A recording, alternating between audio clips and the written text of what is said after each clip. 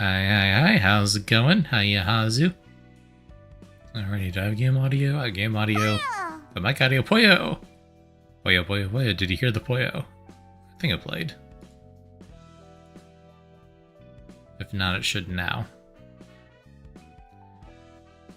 Did you hear the Poyo? Excellent. Okay, I didn't screw it up.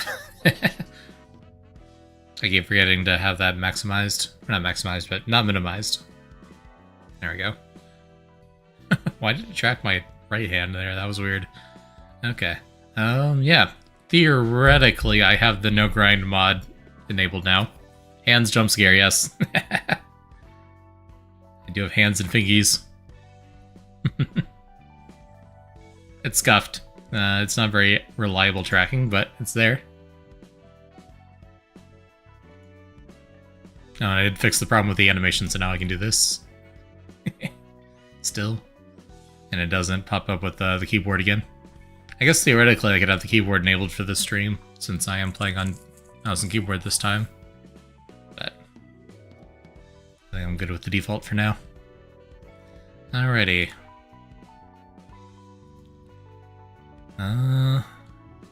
What were we doing?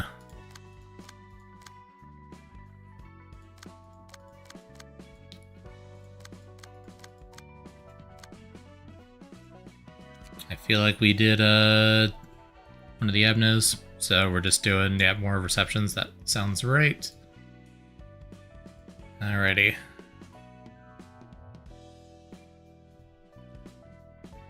And you were saying it's better to like do it horizontally because they get more difficult as you get further up in the tree. So I do like this one, yeah.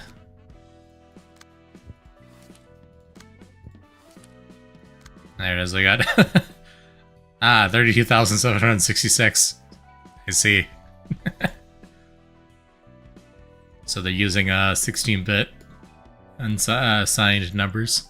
That's fun. Not a cause of vigilance. Higher to the higher you go. Makes sense. So yes, that is in fact working. We do have a lot of books. Whether you're getting through that anytime soon, probably not. That is hopefully enough books. Plenty of books. We might even do that every time you boot the game too, I'm not sure. Alrighty. Philip, a Dawn Fixer. Okay. Prepare the usual tea, master. Thank you, Philip. Salvador. Oh, they're all fancy. I got a study with books and statues and stuff. Philip. Is Philip a good boy? Thank you, Philip. Master. Good grief, this is what I hear from my old friend. This tea has a strong aroma and taste today. I like it. Thank you for the compliment, sir. What is the news you received from your old friend, if I may ask? Philip, have you heard of the library? Yes, well, I know little about it other than it's an urban legend. It has recently been exalted to an urban plague, and it appears that the Zwei Section 6 fell victim to it. And the old friend of yours is... Yes, it's Walter. Seems to have fallen in the library. Foolish old pal. He struggled so much trying to rise up the ranks, yet this is how he ends. Sorry for your loss. I heard he was your colleague back in the Zwei. It must be heartbreaking.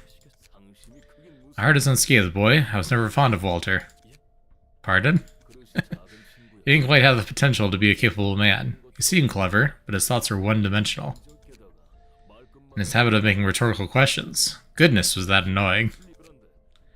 Well, I suppose he did have some talent, seeing as he managed to stay in Section 6 without getting demoted further. Perhaps it was savoir-faire, or mere luck. Ah, Yuna. Ugh, I'm sick of this smell of sangwa cha. It's even stronger today. Hello, Sanbei. I'm getting all the words that I don't know how to pronounce. Sorry about that, if I'm butchering those. Hey, Philip. Looks like you're getting better at making tea day by day, huh? Certainly is. Philip is an expert when it comes to brewing sangwa cha. Maybe I should learn from him so that I can make some for my wife. Thank you. Cut it out with that awkward smile. You didn't join our office to make tea all day. And what's in the case, I wonder? Now, Yuna, Philip has shown excellent results in the field as well. He's become a proud grade 5 fixer now.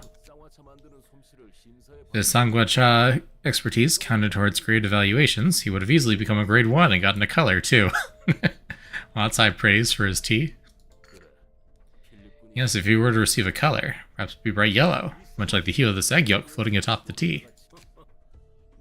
Oh, it's also the color of forsythia, my favorite flower. Please stop with the silly jokes, Master. Philip needs a trusty role model. Anyway, I've taken care of the request regarding the 1,000 needles. Wow, you're impressive, Sanbei. Solving an urban legend class request on your own. It was kind of dangerous at the end. I don't know where they got it. They started merging into one using a brainstem-focused resonator. The building started melting. Needles kept pouring out of the lump like crazy. People struck by those needles started exploding and creating chaos. It was awful. The culprit behind that was it yesterday's promise, as expected? Yeah, that seems to be the case. I honestly don't want to believe it, but it looks like magic really does exist. Strange symbols and stuff are carved on every needle. I haven't even heard of any other amplification device that can do that. Not from my knowledge, at least. Still, you dealt with it and come back alive. You're the pride of our office, Yuna. Feels like I'm the only working member, though. The monthly rent is rather intimidating since our office is in the nest. You know the request I just did won't be enough to cover it, right? No need to worry about our financial situation. I received a request that could keep us afloat for 3 months. Remember, Sanbei is kind of an equivalent to the Japanese senpai. That makes sense. As he is calling her a colleague. That makes sense in context, yeah. Is that an urban plague class job or something? It is indeed. Ah, an urban plague? What is it about? Is our office going alone? It's the library. I tried contacting the Wedge office, but they seem to be busy with their own work. Thus, we'll be taking care of it by ourselves for now. Besides, this request is directly assigned to us by the Zwei Association. Perhaps they deem that they need an office proficient in combat for this job. Got it. I'll make some calls then. Please do, Yuna. This is going to be my first time handling an urban plague class case. That is true, Philip. I know this is your first time with an urban plague class request, but try to loosen up a bit. Think of it as a learning experience. Watch how I or Yuna act on the field. Sorry, my hands keep freaking out. I keep scratching my head. It's a little itchy today. To get this job done, why don't we throw a party at your house like the last time, Gramps? Surely you have ways to get yourself fed, Yuna. You know how much I love to eat, don't you, Gramps? Your cooking is awesome, too. House party, huh? My long face, Philip. Got you nervous to take on an urban plague? It's nothing. Looking at the general invitations, you can get pretty good cards for a discard deck if you want to. Noted. Maybe we'll do a round of that once we get stuck on one of the main missions. Alright then, I'll be preparing first. Philip, how about a small conversation between the two of us once this job is done? Sure. Seemed as if you had concerns in your mind. Understood, sir. Ah, the Gramps is still doing fixer work. You know him? That's nothing huge. I came across him a few times in the past and owed him some favors. He's one of the veterans, too. He made his bones to a degree in the smoke war when he was younger. Did seem to have many connections. He's washed up now, just like me. Seems to be faring much better than you, though. Oh, did you really have to stab me with those facts? Smoke war mentioned. Another major event off screen. Interior is pretty slick. Reminds me of the factory we raided as part of the Midnight Pancreas Burgers request. Midnight Pancreas Burgers. Is that another cannibalism thing? I'm assuming. Please, I don't even want to be reminded of that case. I'm not seeing any similarities here. I mean, that factory was also pretty clean and moody for a place for terrible things. Philip? I almost got to retaste the sangwa cha I drank a bit ago. Sorry, sir. Greetings, dear guests. A pleasure to meet you. You must be Angela. Yes, I'm the director and librarian of my role's namesake. Tell me, what should we do to kill you? I like to know that as well, hmm? I see, I see. You have the capability for casual banter, hmm? Let's cut the chat short, shall we, Master? Angela, I do not hope to meet a peaceful end after imbruing your hands in so much blood. The same can be said of you. So I went here and there in this game, but it's a war that was started by Ian after getting allies against the old L-Corp, whose singularity put their nest constantly in a cloud of smoke. I see, I see. So pre-Lobotomy Corp lore. That's fun. You find your book in this place then. It was like, killing me? Not today. Alright, yeah, I think it was Zach's team that we geared up recently.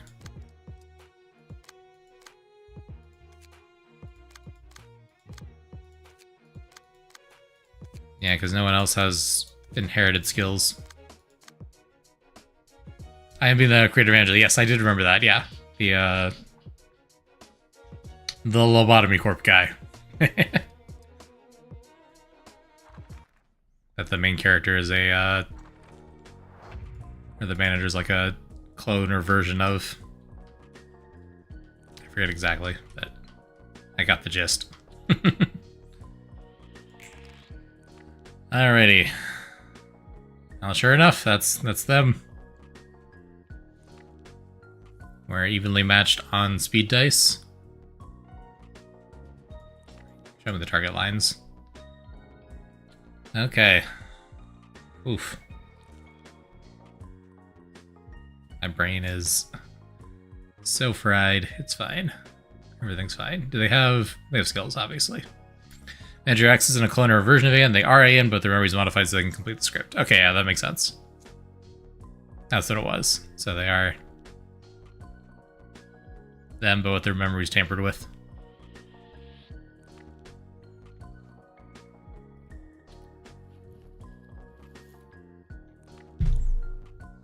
It was the other guy that was a version of him. The one that we met in the final department. Alrighty. Lone Fixer, gain 3 strings, no allies are present.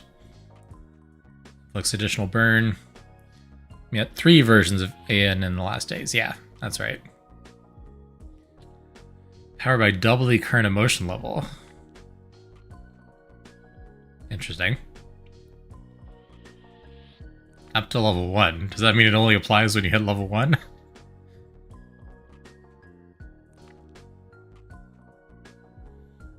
Hey, Oatmeal. I bring the groceries upstairs to the house so you can chill for a bit. Good evening. Have a good evening. Welcome in, welcome in. Thanks for stopping by. Go take care of those groceries. Speed dice +1. Still a good power up. Yeah, makes sense. That's just +2 damage, basically, once you're a few turns into the fight. Started the act, 3 random allies gain 2 protection. Okay, I see that. That's why they all have the protection buff. Successful hit, deal +1 to 2 stagger damage to the target is burn. Until everything is burn, yeah, I'm getting that impression. Collecting burn using combat pages apply +1 additional stack, yeah, okay. Oh boy. So, lots of burn happening. Okay, theoretically we can steal one of these. We've got 3 light currently. That is, yeah, protection spread 7 to 18.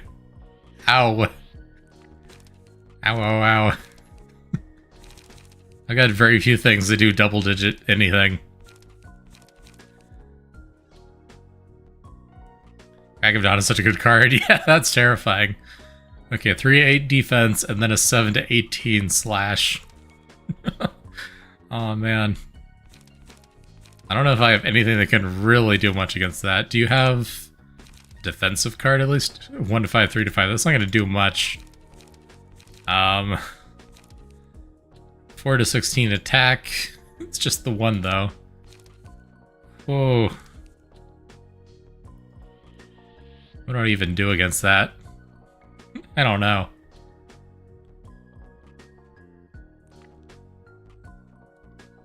Alright, we'll ignore that then. Assuming we're probably getting toasted by that. At this point, not much, yeah. That's what I'm seeing. Because if I do like this 115 slash here, that's going to clash against the defensive die, but then not the 718 attack. So the 718 attack would just be uncontested. Yeah, which is just a lot of straight damage. That is unfortunate. Yeah, these are all single die. All the ones I can use are single die cards.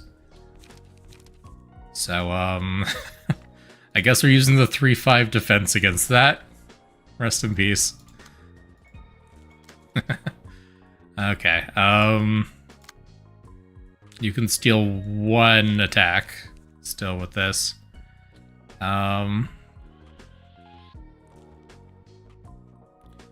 Probably avoid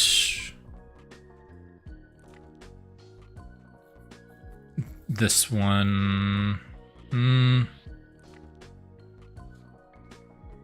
I go down to slash damage? Yes, it does.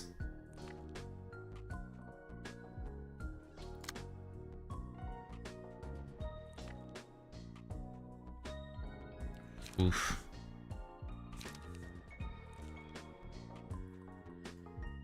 You taking it as weak to it? Hey, sure is.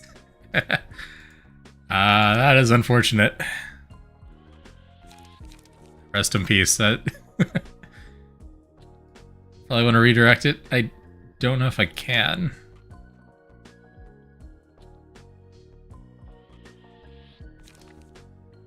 Oh, I mean, I can, I guess, yeah. You know, that is a very smart point. Thank you.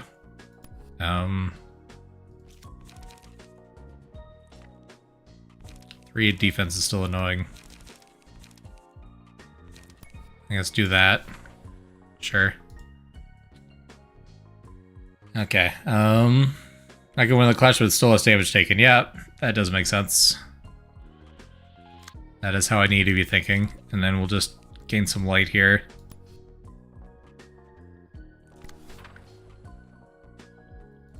Okay, and then 3-5-3-5, 3-6-3-7. If I win that dodge, Retaliate's pretty good.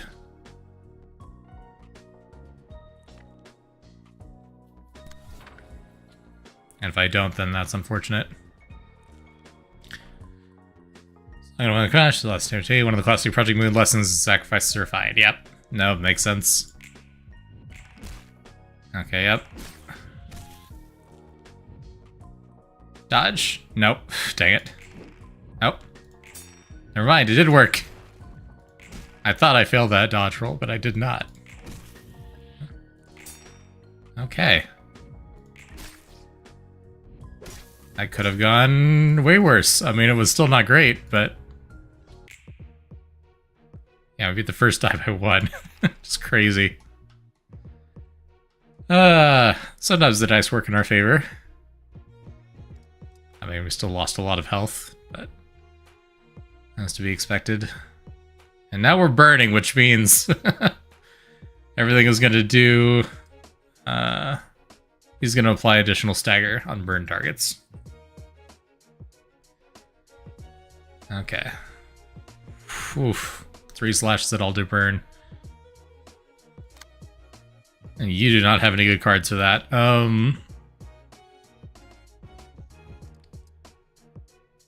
was going to take some damage to turn in because of it, that's true.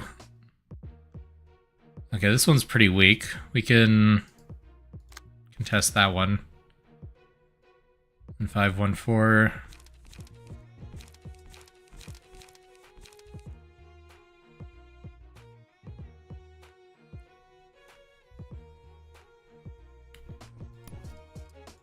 Try doing that, and then we can steal this one.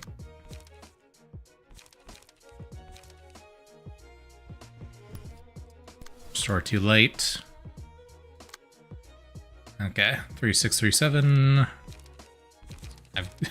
None of these are good for that. Let's do that.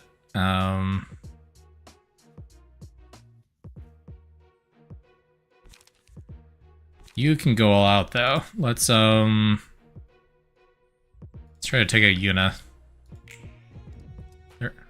She's lowest currently. Nice, nice. Good clash.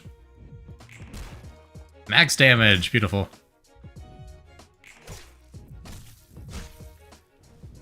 So we are taking a lot of damage.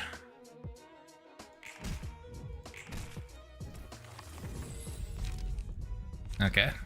5-10 stagger damage to all enemies, and all that is regain 5-10 stagger resist. Let's do that. It's usually pretty consistently good. Yeah, I like that one. Now they're all close to being staggered.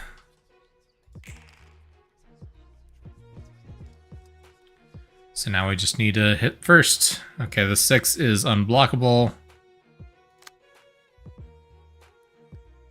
Or unredirectable. It is blockable, it's unredirectable. 1-5, 1-6, 2-8. I think over looks pretty good here. And then we're being attacked there, so we can probably take damage there. I want to kill Salvador before Crack of Dawn comes back. Yeah, absolutely. So I think now that everyone's low, we just rush him specifically. Staggered. Okay, excellent. There we go. And he's down.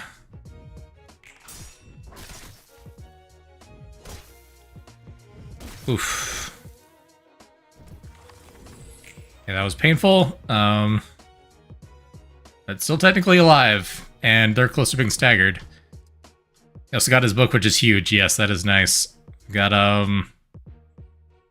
no chance of getting any book from Philip, I guess, but 100% chance currently of getting Book of Yuna.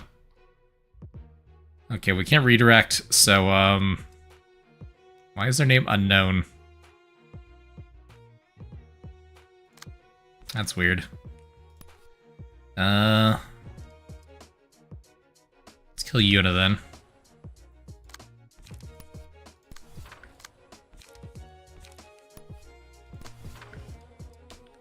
It's not weird, it's unknown. Can be both.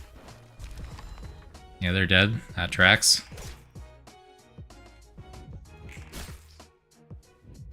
But now it's 2-on-1, which is still in our favor.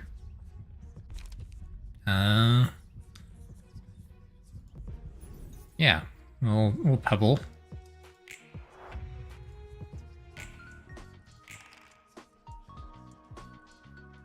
Okay.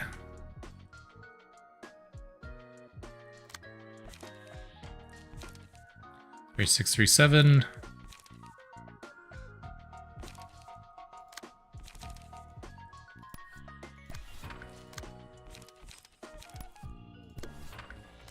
Oh, Annika. Haven't seen these model updates. Cute. Thank you. Glad you like it. Just at a design update in Viroid this week. Well, last week? A couple days ago. I don't know. Time blurs together. None of it makes sense. But thank you for the resubscription. I appreciate it. Welcome in, welcome in.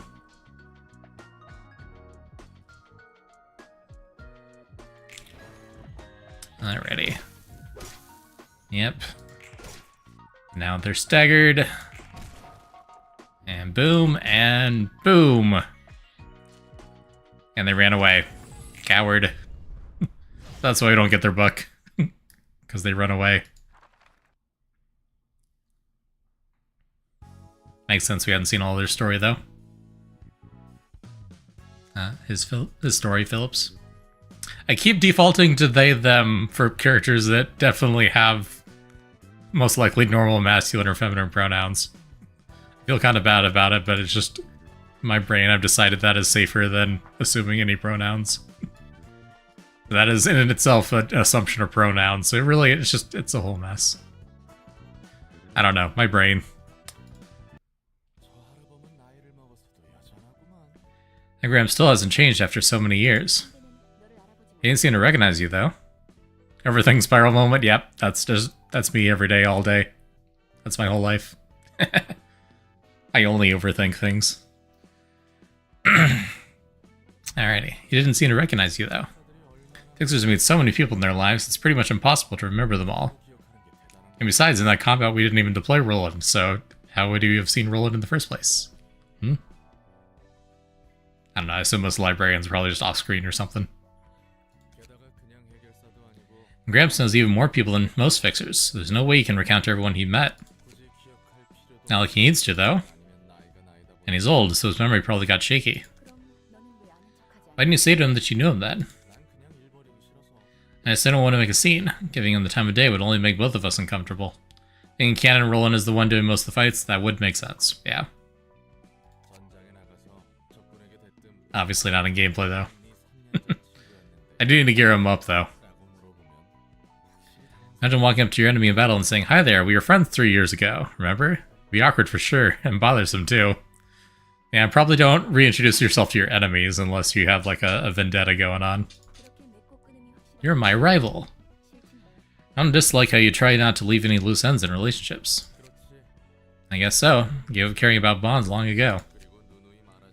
And as I say from time to time, you never know when anyone will backstab you in this world, even those who you casually joke with. Gramps knew that better than anyone, I'm sure. Oh, we unlocked 2 new Abnophytes, okay. So the Roland lags behind for the latter half of the game. Yeah, it makes sense with how the floor system works, but it's too bad. You had to get the new cards before going in. Good reminder. Wow, look at all that. Did it actually deplete the other ones, or are they all permanently locked at that number? Okay, it actually did. So it did give us a finite number of books. But it gave us 32,767 of them. Very good. Yeah. Una and Salvador.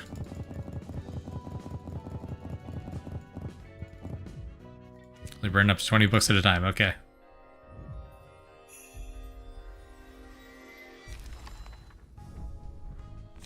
I got Yuna's page. Crack of Dawn, let's go.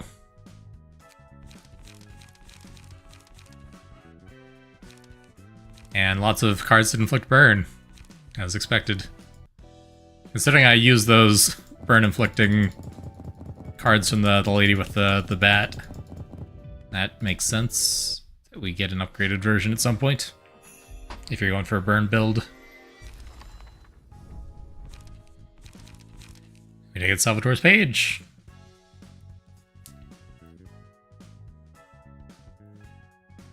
Inflicting burn. More stack. Yeah, okay. I do remember all that. Cool, cool, cool. Between Lulu and the Dawn cards, you can do some good burn. Yep, that's what it was, Lulu. I couldn't remember her name. Oh. I don't understand how the hand tracking positions, because that was me scratching my face, and instead the hand was like directly in front of my face. Like now it's in front of my face, but it's actually over there. It's a little bit jank, but it's still fun. Salvador's passive giving protection allies is also really good. Yeah, I mean that's just free damage reduction. So we're definitely giving someone his page there. Might as well do that now, actually. So let's see, if we're doing this, then let's just go ahead and give it to him. Using Sayo's page.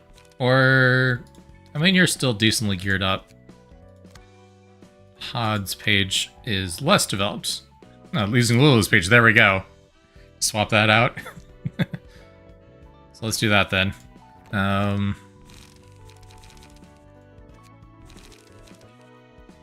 Give you Salvador's page. Ooh, it's a yellow border. Very fancy.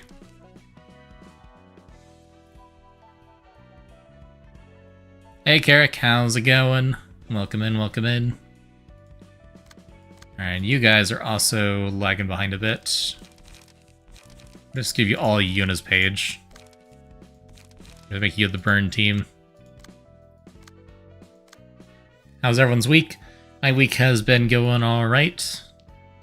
It's been a busy week at work, but I have tomorrow off, so I'm excited about that. And then I'm going to be spending the weekend with friends and family, so that'll be nice.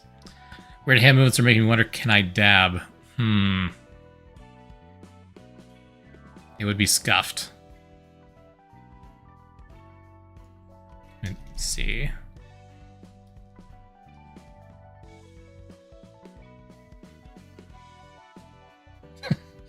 No, not really. Not really, no. It gets very confused when both hands are on screen at once. I need to get like an actual like leap motion tracker or something like that if I want like more expressive hands. My webcam is very zoomed in, so it doesn't have much tracking outside of my actual face.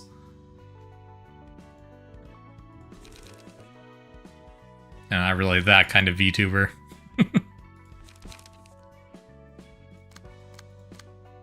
Hey, fun someday though, maybe. Alrighty. So we can inherit stats on top of this, can't we? And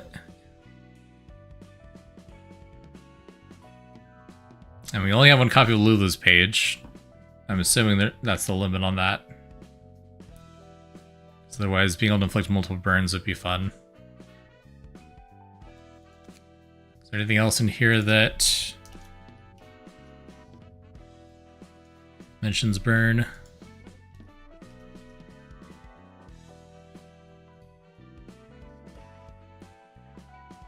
Check Lulu's book to see if you hit cap. Yeah, that was going to be my next thought.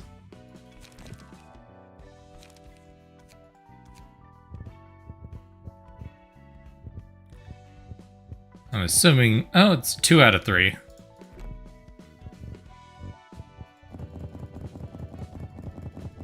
So technically...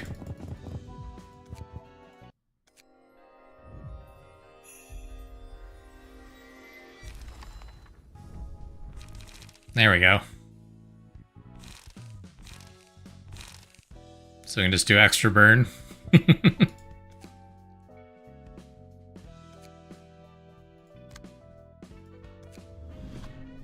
Okay. Yeah, there. Now we've got 3 copies. So we can do that. I'll just go ahead and do that to the other 2 while I'm thinking about it so I don't forget.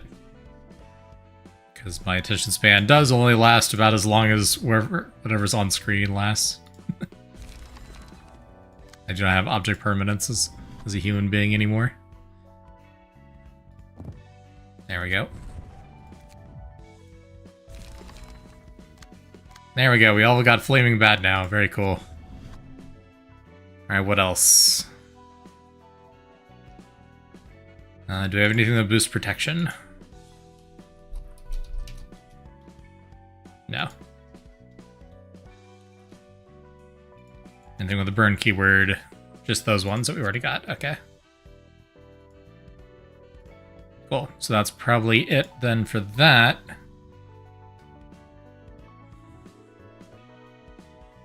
What else would we want to try to inherit here?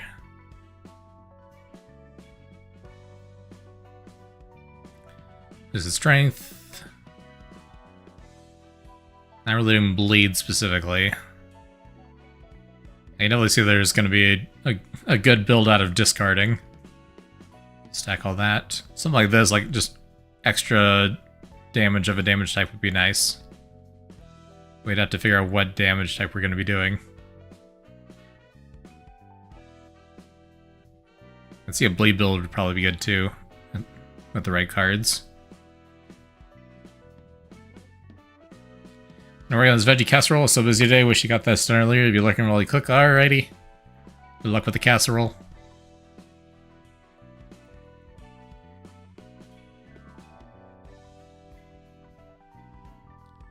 Yeah, okay.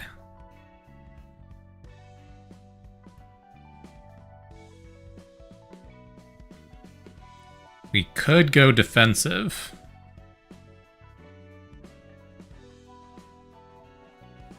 And take like something like this. Boost defensive dice.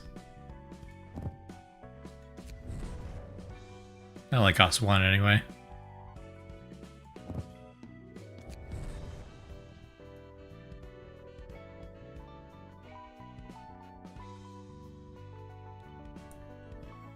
And then theoretically with the high speed dice, be able to use that to like steal, to redirect attacks.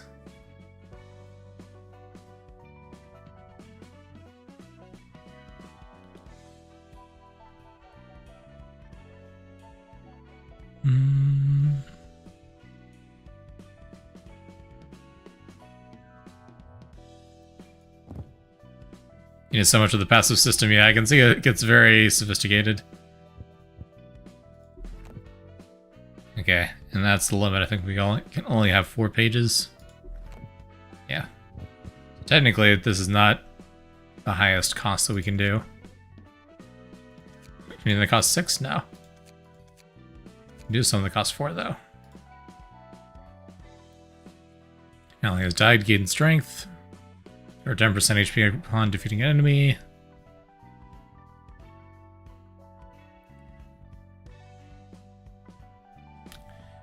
Technically, I could use Sayo's page, but I don't know if it would make sense to put it on someone else.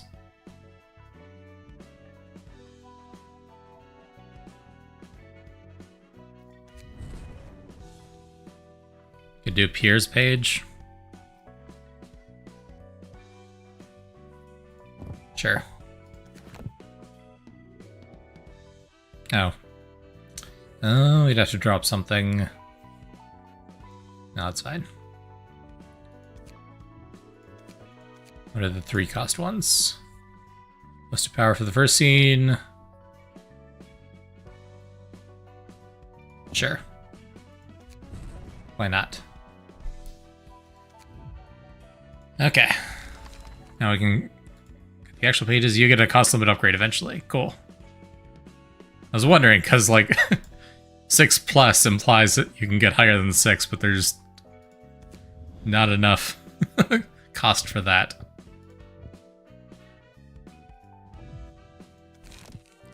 Okay, we want defensive cards. And Crack of Dawn is just terrifying. Oh, that's a good one. I like that one. Take at least one of those. We got 99 of most of our cards, so we should be good. Right, I can filter. Let's take cards with block and evade.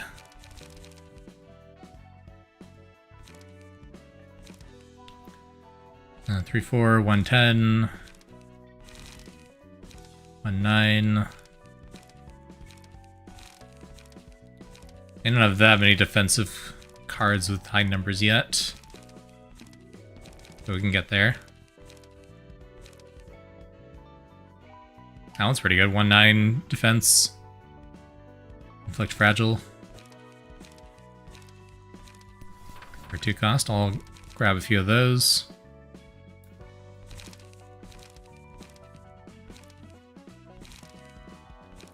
Two 7's not bad for a defense.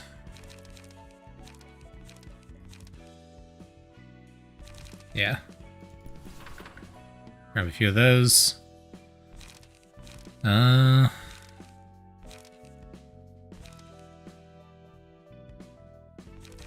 like it, you can only take one of those cards. That's fair. Then we're gonna need stuff that boosts light. For sure.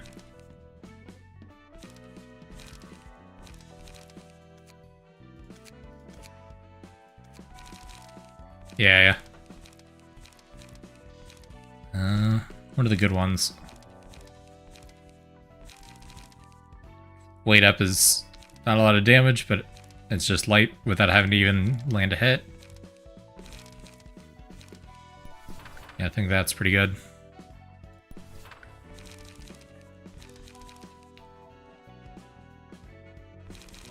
Let's find another good defensive card somewhere.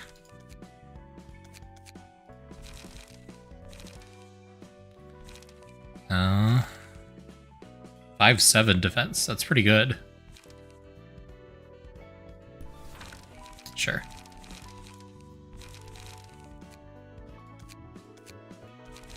Nice high average. Alright, I think that's good for Hod.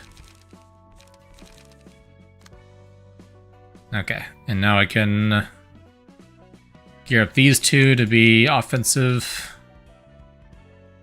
They, of course, want to apply burn. So let's stack burn. Of course, take a Crack of Dawn. Sunset Blade.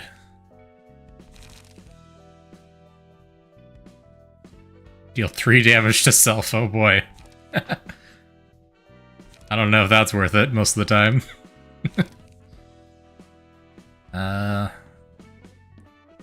Flaming Bat is weirdly versatile, I feel like. Get some mileage out of that one.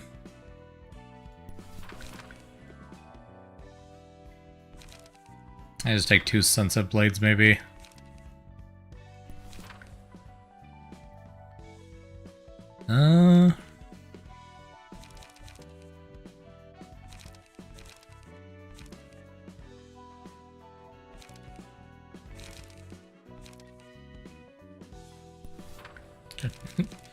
No, that's probably too many 2-cost cards. We need some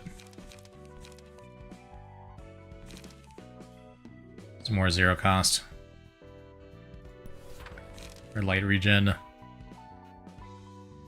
Yep, that should do it. Hopefully. And you're gonna have pretty much the exact same hand, I think.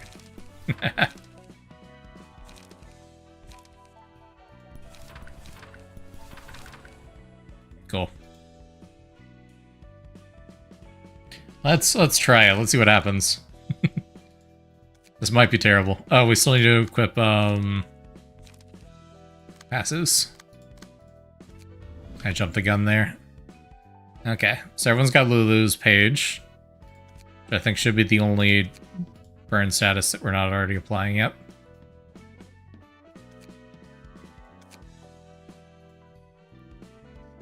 So what do we want here? What damage types did we do actually? I was not paying attention. We've got a lot of slashing. I think that's the takeaway. Yep, so slash boosts. Bit of blunt.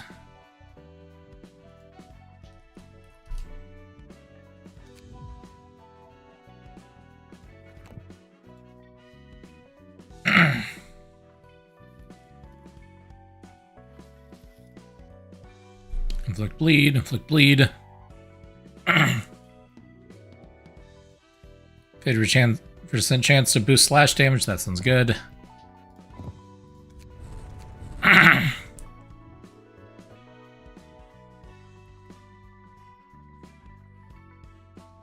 guess we might as well do that too.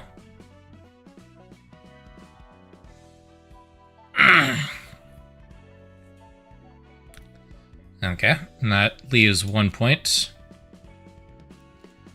I go to the spare speed passives. I don't think... I mean, we have one, obviously, but... I don't know if we might want to equip someone with that page directly on a different team right now.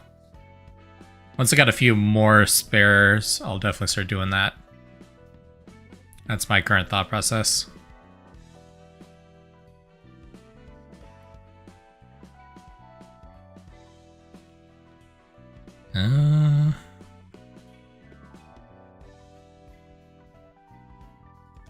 I guess we can filter by 1 cost.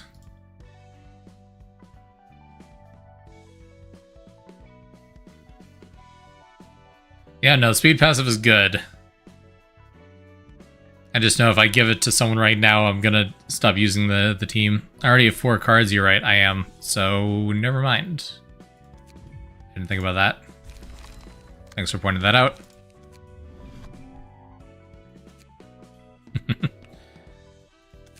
Look at me. I'm very aware. Totally.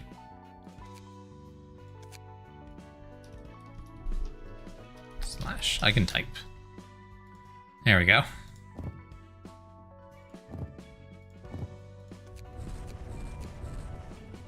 So we got two basically clones of each other.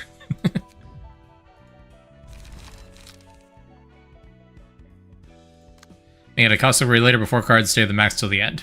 That does make sense. To limit the ridiculousness of the builds.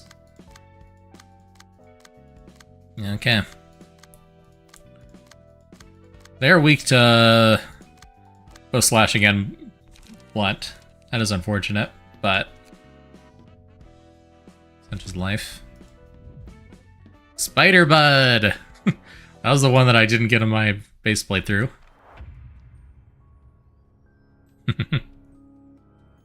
We got it on the restart.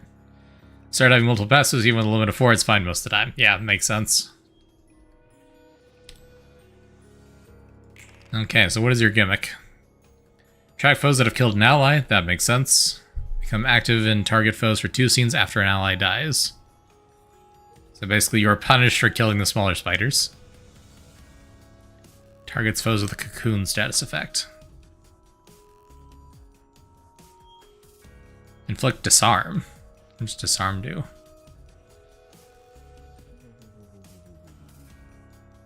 So basically, Spider Bud themselves won't attack until we kill spiderlings. Can we attack Spider Bud directly still, though? Also can't attack it without killing the smaller spiders. I see. So we gotta anger it, and then things get fun. Okay. Cool, cool, cool.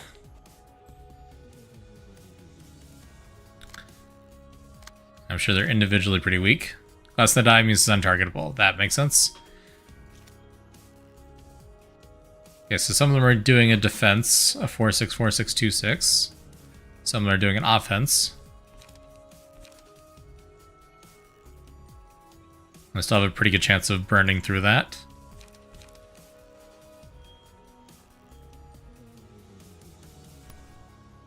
Let's just counter that. 4-6, 4-6. And then a 2-6 that inflicts bind.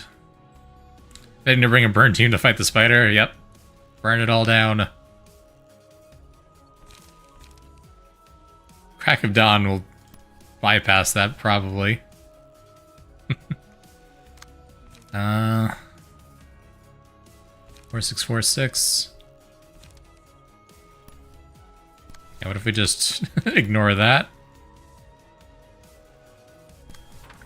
There we go.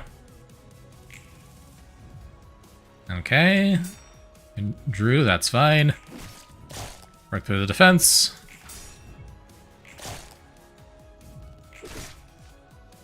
You struggle on an abno fight, you can ignore it until you get better cards that can't progress without doing it. That makes sense. Yeah, it's not a story blocker. But it does unlock more things in that department. Lock dice gain 1-2 power, deal +2 to 7 stagger damage on a deflect. That could be nice. Ah, Shy Look. Yep. Shy dice gains 1 through power. Do a lot of slashing. Let's try that one.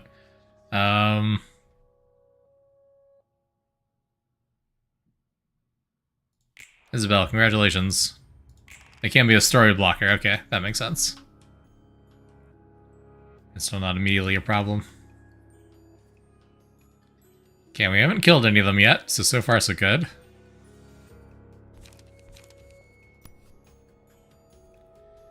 Two, 6, 2, 5.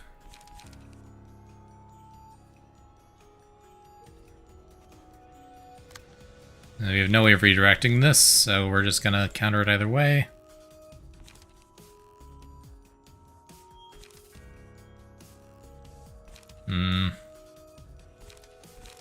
I think I counter with Butterfly Slash for that one. 2-6, 2-6.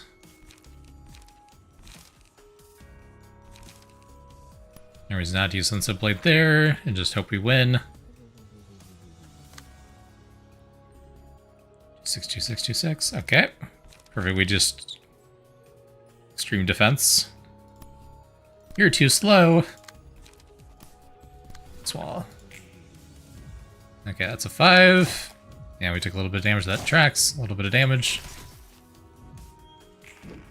Easy dodge. Oh, dang. Still. Damage reduction.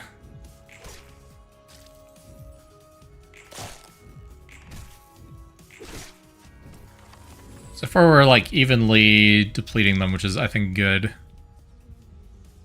You'll improve our block as well on Hod.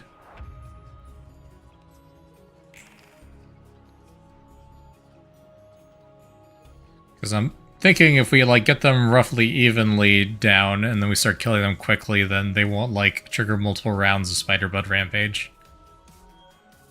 Because we'll just have killed them all roughly at the same time.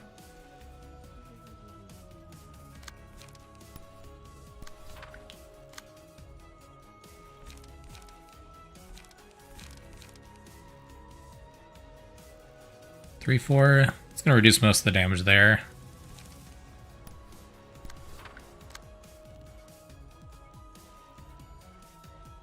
Okay. And then you're doing a 4-6, 4-6. Okay, yeah.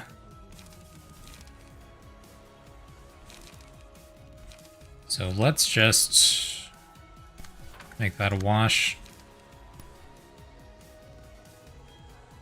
Steal that one. So the use of the Lobocorp trumpets for the Ebna fights. Yeah, it's fun.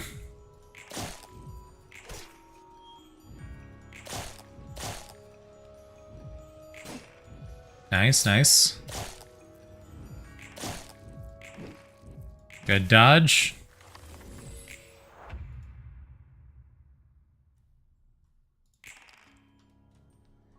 Almost there. What is disarm? Decrease the power of defensive dice. Okay, that's rude. Reduce all speed values. Okay, so that's why you rolled a 1. That would do it. Okay. You are a problem.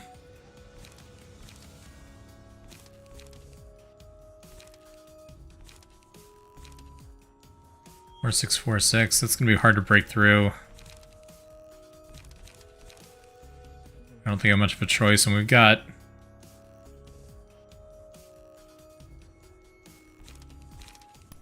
We got light to burn.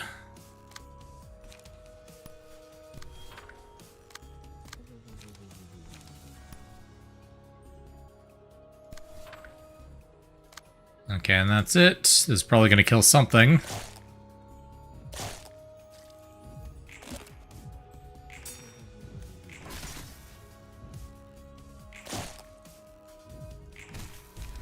Yeah, there we go.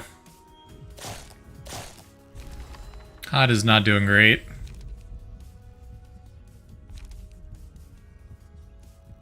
Here's by twice as many stacks of bleed. We're not doing a whole lot of bleed here. We only have a chance to apply bleed. I tried to fire. Oh, you're right. I didn't even notice that.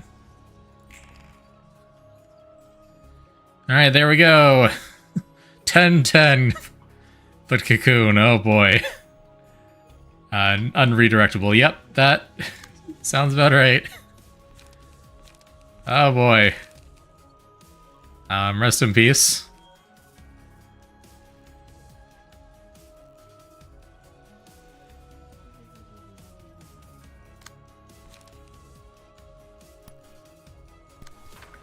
Well, we'll just inflict a bunch of stacks of burn on Spider Bud, and, you can have fun.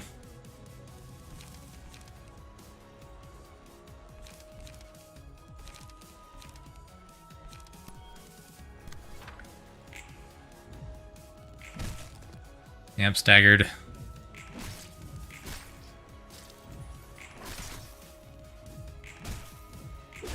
We're up to 7 burn stacks, so that's good.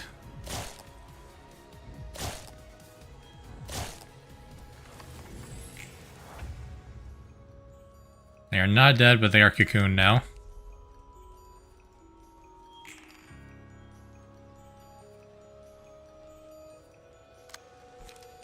Odd is out of cards.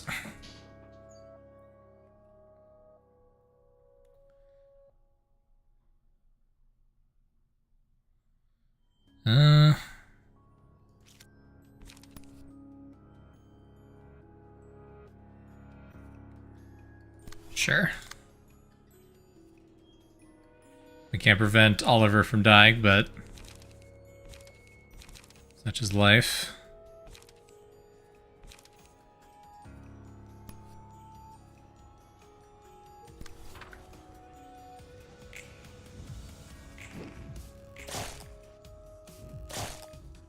Yep.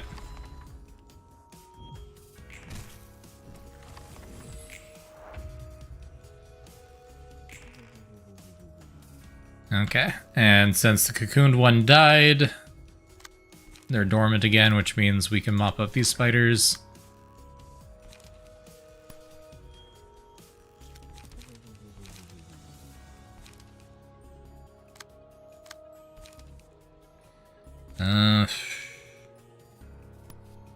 Sure.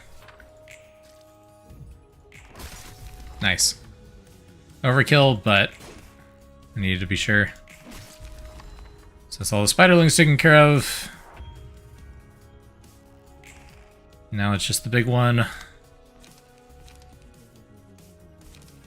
Yeah, there's literally nothing I can do that can possibly roll a 10.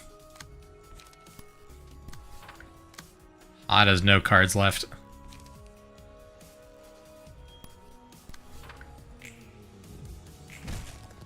Yep, staggered. It's almost staggered at least.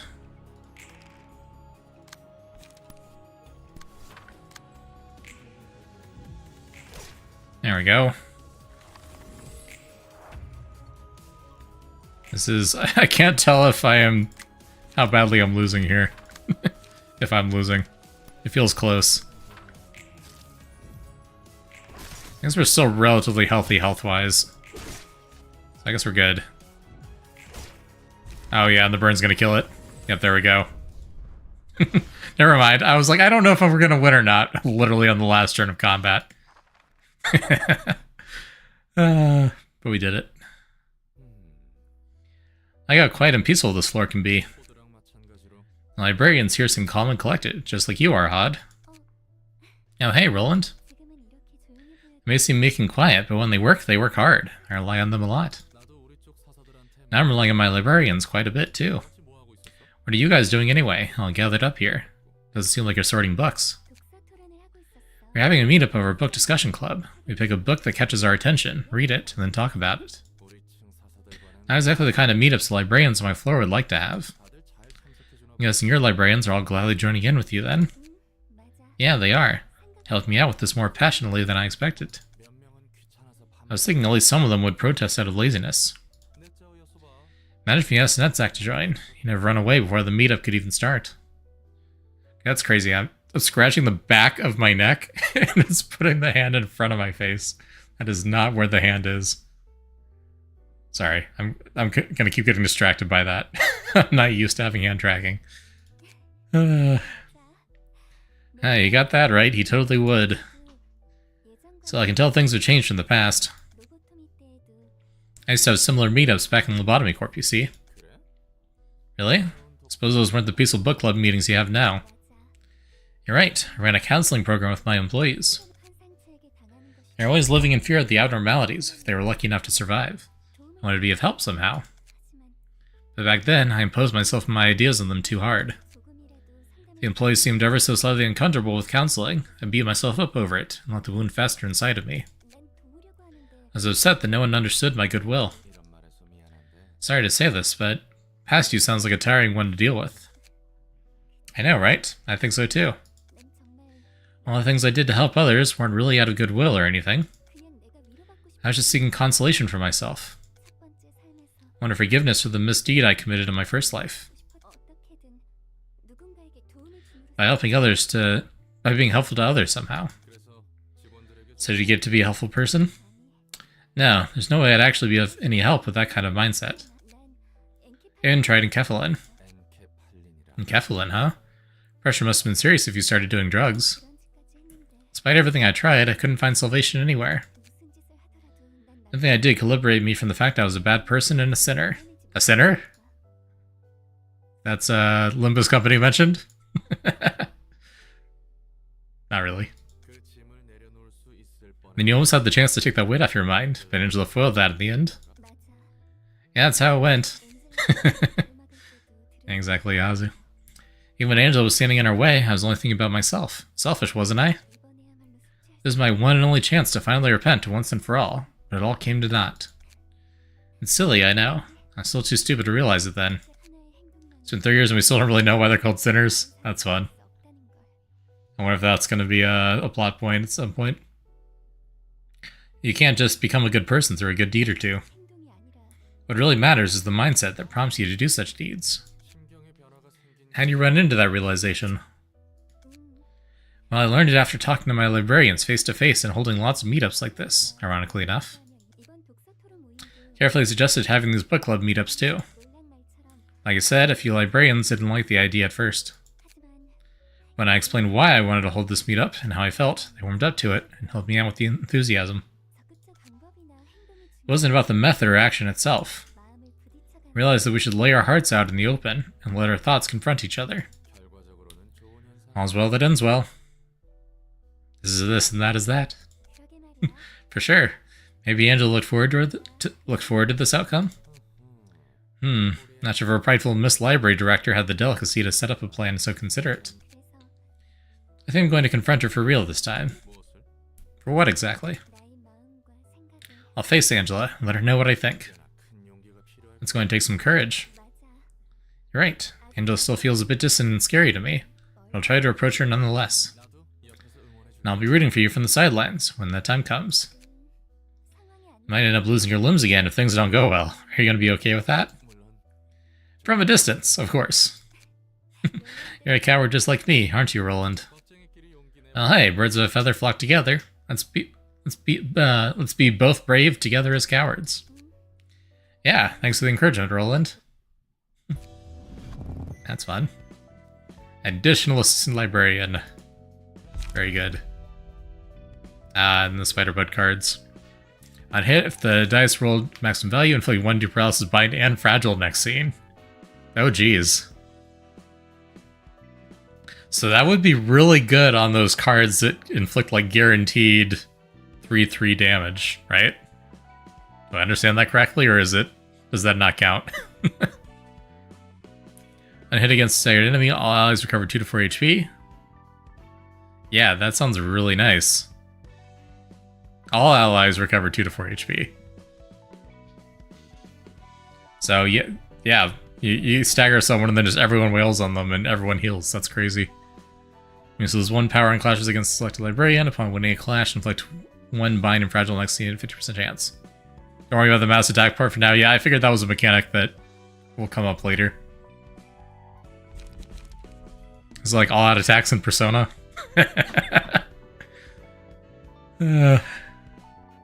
Maybe, I don't know. Alright, but we can equip you with the page now. We have more unit pages. We can do more burn. All the burn, everything's on fire.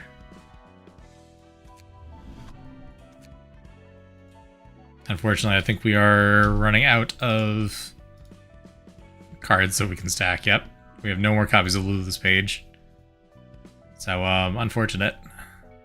You will not be doing as much burn.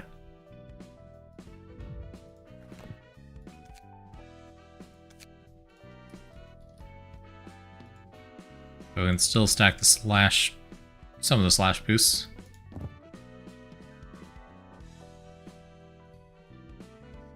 Cards that attack everyone on field, there's 2 kinds, one where every dice is individually clashed and the other where they're added together. Makes sense. So it's like AoE attacks, basically. That makes sense. I think technically I can equip 2 of the same page, but they don't stack, so it doesn't matter.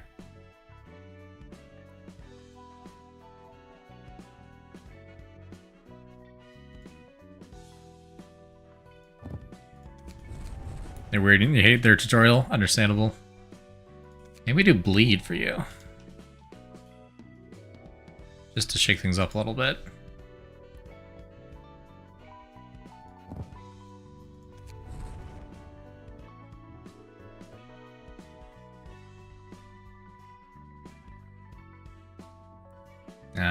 Science page is good.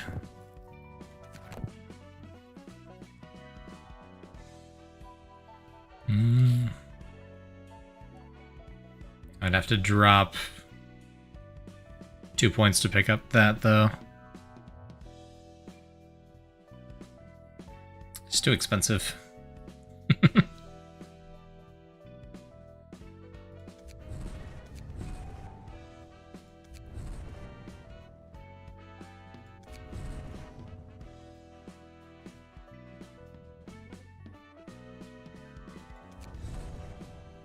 So, like, at this point, I might as well just give them Sayo's page instead. That might be the better option. Instead of Yuna's page.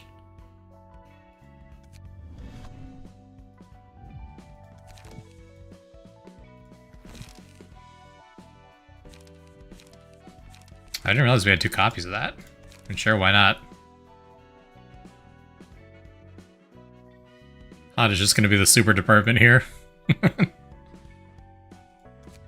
And that leaves us with 6 slots to inherit the... one of the Yuna's page effects. Look at that.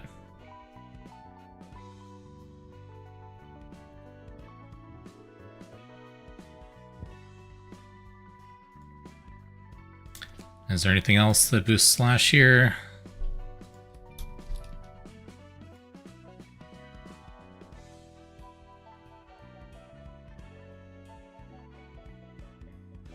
We're out of those cards that boost slash damage.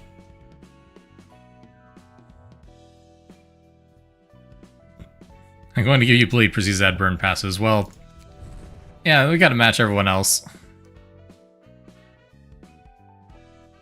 I guess I unequip that. No, I can't equip Razor Strike because I already have it.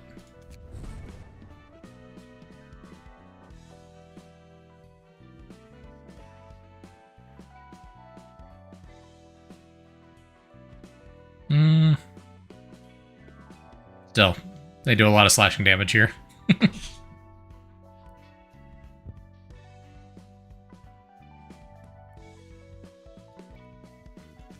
Yeah, that's good enough.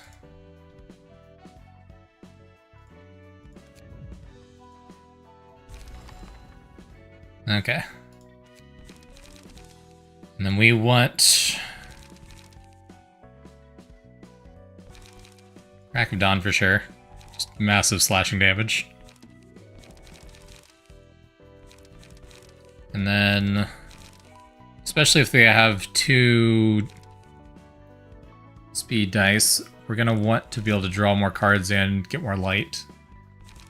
I think there's one of these that lets you draw cards, right? Yeah, 2/8 and draw 1 page. Grab some of those. Grab some of the ones that restore light, and then just go all out on strong slashing attacks. 3737. Oof. I pick up Sunset Blade for sure.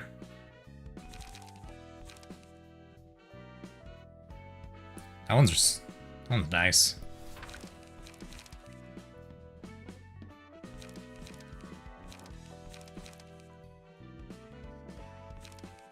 Oof. Look at all those slashing cards. But it's randomized, so that's not guaranteed. There's a page that does bleed. And we definitely need a cheap one here to balance things out. Have any 1-pointers with decent slash? Or we pick up even another 0-pointer, I don't know.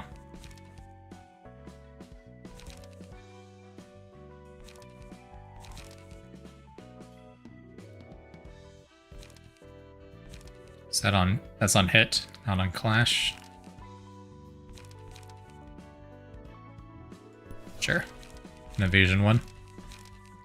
Yeah, let's see how that goes. That should be interesting. So next story invitation, let's deploy Hod's team.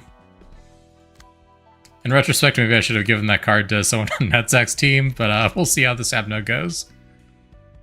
The current... Porcubus! I remember this one. Let's see how this goes, and if we need to re-equip people, we can.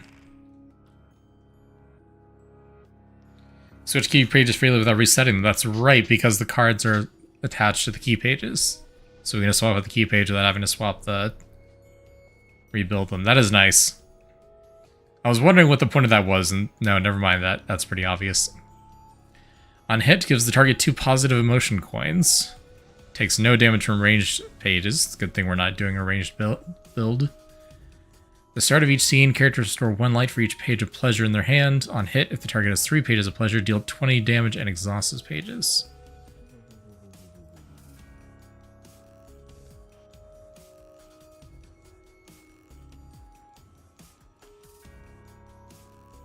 I'm not sure I understand. Range builds aren't worth it at this point anyway, yeah. They do a lot of damage, but we only have 3 cards. Or whatever it was, 3 or 4 cards that do range damage at all. And they weren't that ridiculous. I don't know what the positive emotion coins do. I guess we'll find out. Add 2 copies of pleasure target's hand. Add a copy of pleasure target's hand. Okay, so it gives pleasure cards. Characters gain 1 light for each pleasure card.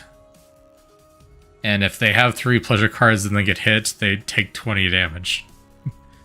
And lose those pages. Okay. Interesting.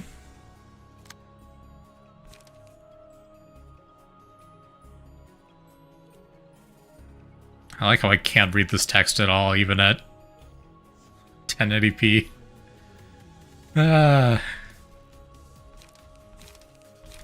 Project Moon. Their UI team could stand to learn some more, I think. I think that's my takeaway there. Alright. 6-8, 6-8, 1-8. That's gonna be pretty much impossible to hit with anything. I might as well contest. Character's individual emotion levels is notched next to a hit. When you win those clashes, you get emotion coins, and all the notches are filled up, the emotion level goes up. Ah, so that's how that works. I did not understand at all how that system worked. That clears things up a little bit.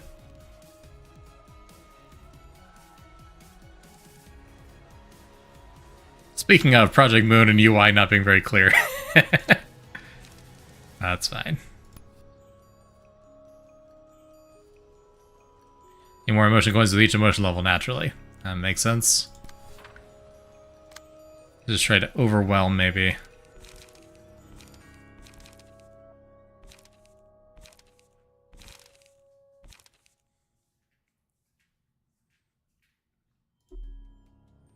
Oh, you're out of light, so it needs to be one of the 0 pointers.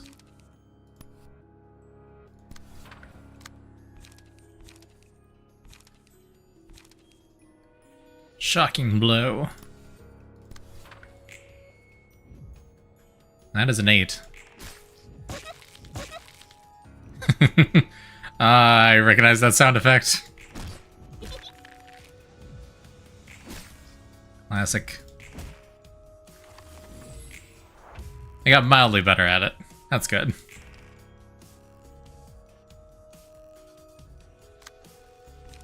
Pleasure 110. This page is exhausted on use.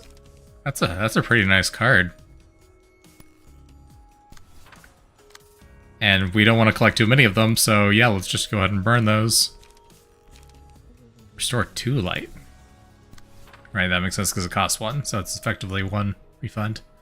So not good UI, I'll have to show you something on the menu. I'll have something to show you on the main menu already. Good to know.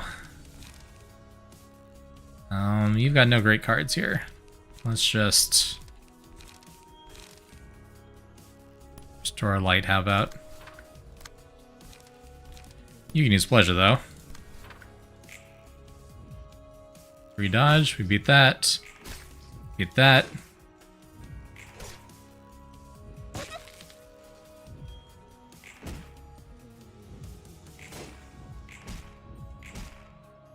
I mean, it's got a lot of health, but it's not much of a threat yet. Sure, regain some stamina, some stagger, depleted stagger. That's just consistently, like, basically a free round of turn wins in terms of damage dealt. Like, why wouldn't you do that? Okay, 110 evade. Okay, so that's gonna be hard to hit.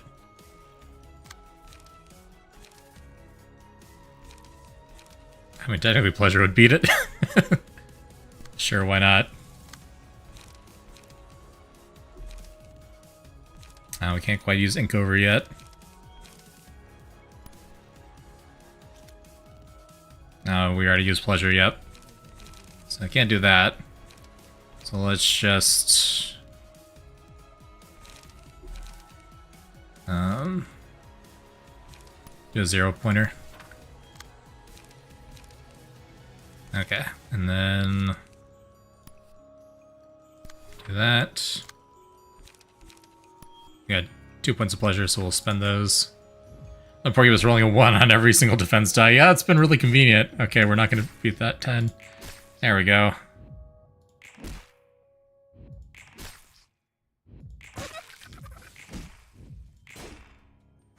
Weatherby is very low. Now let's give you a chance to heal then.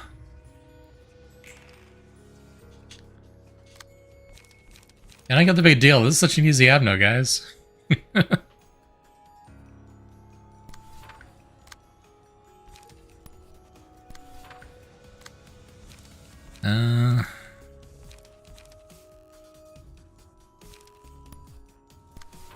Not every Abno is made equal, that is true.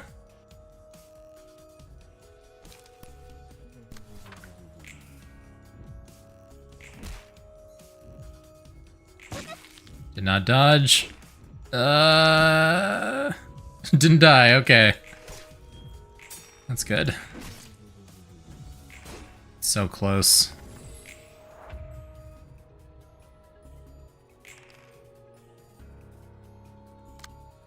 Oof, we got a lot of pleasure cards.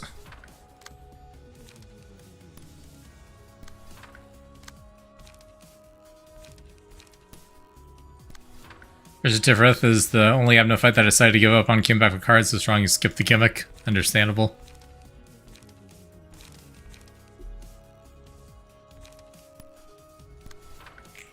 We're very close. He's only got 15 HP left. 5 HP left. 0 HP left. Okay, we win. Nice. Didn't even have to swap out cards at all. It's honestly the fight they didn't choose his mass attacks. So I'm assuming the gimmick is going to be mass attacks then for that one. Or related to it. You don't reek of alcohol today. What's up? Because I didn't drink. I just want to stay sober today. What's gotten into you? You look pretty sad to miss out on a chance to drink. Oops, was that noticeable? Mass attacks are just a thing it can do. And it has another gimmick on top of that? Oh boy. Good to know. Now today's a special day. The day I died and perished from this world. Really? What's the date again? It's hard to keep track of time staying here. The date doesn't really matter. It's this exact moment I'm commemorating. I learned all about the life and death of Giovanni, my first incarnation. That's what you meant, huh? You think the followers of the Church of Gears are a bunch of fools, Roland? You mean how they're so desperate to find meaning in their lives, going so far as to join a cult? Nah, I don't think they're stupid. They're just pitiful. That's what I think, too. I grew up without anyone to call parents. Same here. I was raised by my grandma. Had a rough childhood. I was born in a nest. Got left in an orphanage without even knowing who my parents were. I'd have died already if it was the Backstreets. I was lucky to be born in a nest, and unlucky to have lost my parents so early. What nest was it? K-Corpse. That's one of the more decent ones, I've heard. Yep, my life was pretty smooth. Slightly more unfortunate than others, and slightly luckier than others. I never really starved or got bullied by anyone. It was a sheltered life, free from any outside influence. All I did was breathe in that shelter, without meaning. I thought it was the natural thing to do. Everyone else had the same expression as mine. In the school or on the streets, all the people in the nest made the same face. Lost focus, spacing out and staring into empty places. You're spot on. Figured life just comes and goes. Like living a monotonous life, until I met someone with a face I'd never seen before. Ah, I'm guessing you met your first love? I suppose. It was Giovanni's first love, to be exact. She was giving a passionate speech in the middle of the street, even though no one paid attention to her. I barely understood what she was saying, actually. All I could think about was how brilliant and alive a person could be. Love at first sight, eh? Did you ever guess who he's talking about? I mean... honestly, I feel like I might guess wrong. But is it Carmen? Or is it one of... I don't know. I don't remember. It's all a blur. Okay, it is Carmen. Well, it's probably Carmen, but maybe I've forgotten something about his backstory. It's always Carmen. She went on and on about how she'll change this world and its people.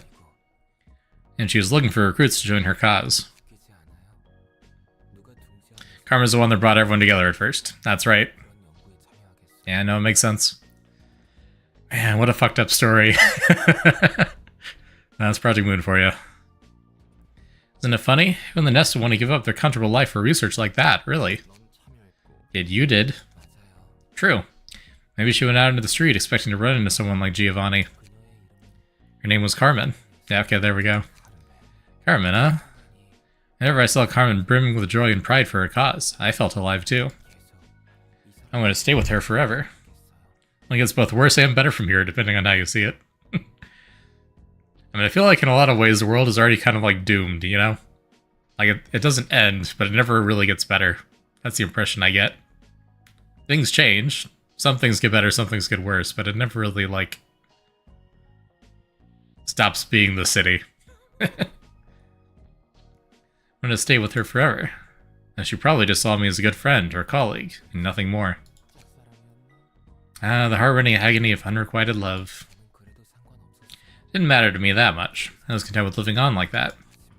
But then tragedy befalls the research team, right? Yep, slowly. Progress of our research stagnated. Carmen gradually lost her liveliness. And then, when a kid named Enoch died during an experiment, something within her snapped. I wanted to cheer her up somehow, but seeing Carmen's lethargic face scared me so much. It's like I was erased from the world. And Carmen ended her own life soon after that.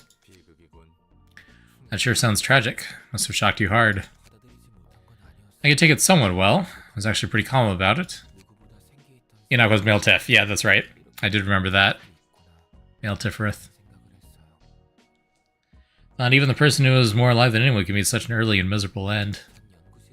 I decided to stay in the laboratory to help out with completing the research Carmen started. Her colleagues were still there, and they didn't lose hope just yet. Then one day, they said we might possibly be able to save Carmen. Tempting offer, wasn't it? It was, and I'm guessing it came at a price. It was a risky experiment. The subject could slip into a permanent coma if it went wrong.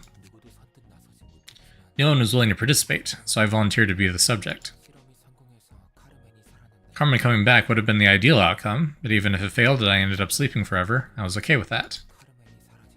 In a world without Carmen, I lost my light anyway.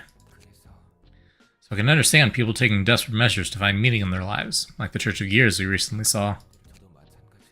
I participated in an experiment that could get me killed for a similar reason, and its result was... a failure, huh? Yep. And I was given a second life. Woke up in the Lobotomy Corp as Netzack. Even though I had already abandoned all attachment to life before I died. In the midst of confusion, I could hear a nostalgic voice. It told me to try and live on. For all those twists and turns, I finally got here. Now with the fearlessness to keep on living. That's a commendable spirit, Nets. I don't think I've heard anyone call him Nets before. We've got a nickname. Now I want to actually live, rather than just barely exist while doing nothing but breathe. If I get a chance to, that is. I'm starting to think it might actually be possible this time around. Although they casually dropped their resolutions from Lobocorp. Yeah. It's like, yeah, this would very much spoil the Lobotomy Corp character backstories. If you play these games out of order.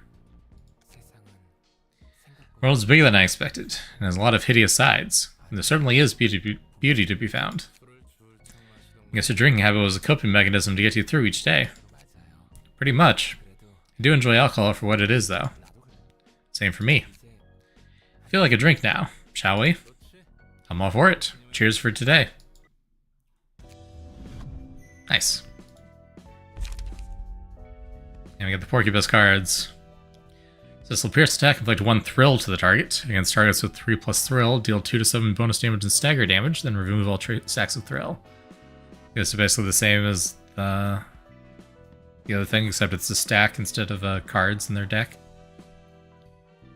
I like how they did it, because yeah, it spoils the end of Lobocorp, but the Expedition doesn't really talk about IN outside of him being Angel's creator. Yeah.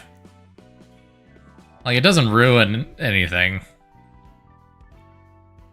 You won't, you'll know the story, but you won't have experienced the story. I guess that's a good way to put it. The personal journey is still there to undergo. Elation. Dice power +1, reduce max stagger resist by 50%. Oh boy. Now it's time for my head to burst. Good day. Dang. So that's the glass cannon card. Just don't get hit. Which is not a very good bet in this game. And when hit, recover 2 to 4 stagger resist if the character isn't staggered. That's kind of interesting. So isn't that just a good thing, though? Why is that one of the risky cards?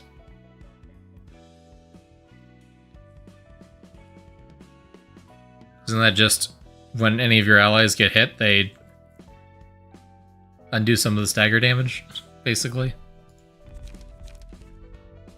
1620, it's your progress towards the next story chapter. Okay, that makes sense. Yeah, it's our urban plague to urban whatever the next tier is. Progress bar, that makes sense. So we've got 3 more invitations. This is when you do Abno and story fights. Okay, that makes sense. So you have to do both story and Abno fights to fill up the meter. Makes sense. So each tier of story is going to be locked behind doing all the Abno fights. But you can go do the other invitations in that tier. In any order. That makes sense? Cool. I guess we need to give Cedric a card. Not that. It doesn't go higher unless you do all the available story fights in the tier. Yep, makes sense. I would do it.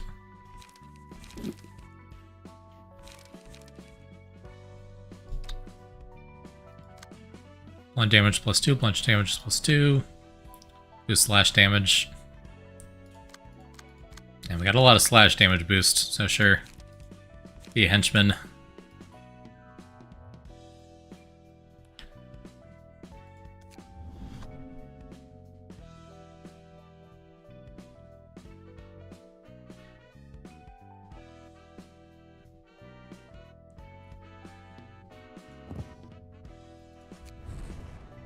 Blunt damage boost.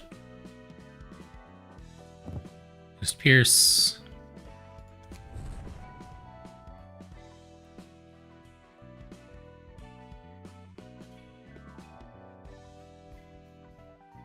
Don't really care too much.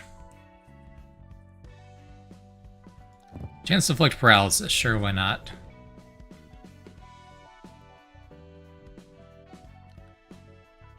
You can skip out no fights, but there's going to be a point where you can't progress without doing it. Yep, that makes sense. Extra damage against bleeding targets, sure.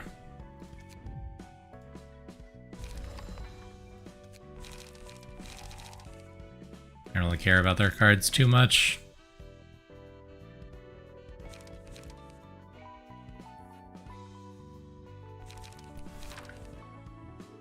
Scratch that is pretty good.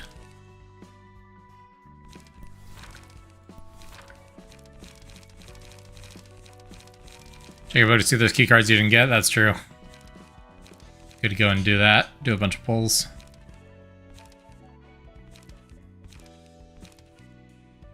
We got time.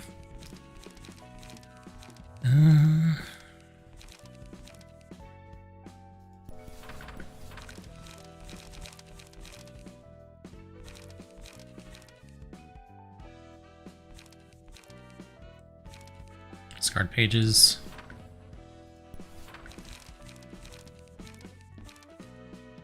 I can cook anything. Cool. That'll work.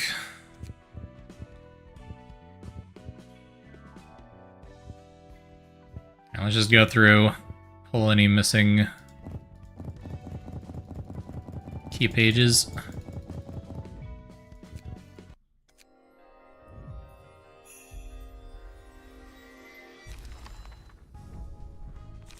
There we go, Uninary. That was a while ago. Yeah, we can ignore the regular cards. I figured.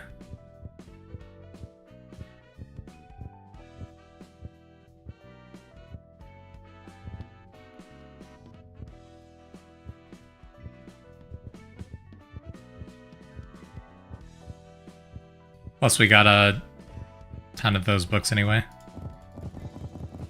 Or a ton of those cards from the mod.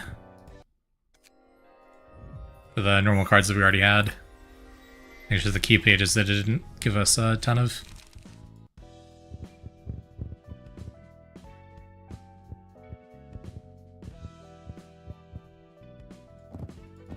We don't have...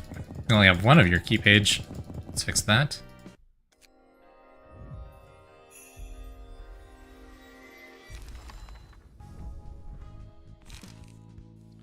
Gain 1 strength next scene. Yeah, that one's not super useful, but good to have it, I guess. Oh, Pierre's is nice. Isn't that the one where you heal when defeating an enemy? That could come in handy. Yeah.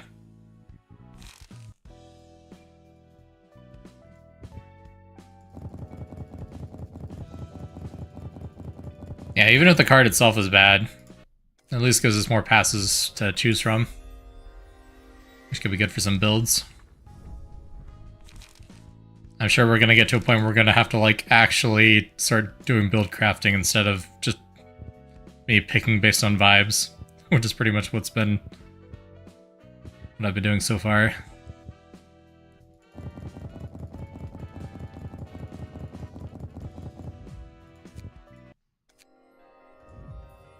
Gonna be seeing this animation a lot. There we go. Really feels like that's like their default passive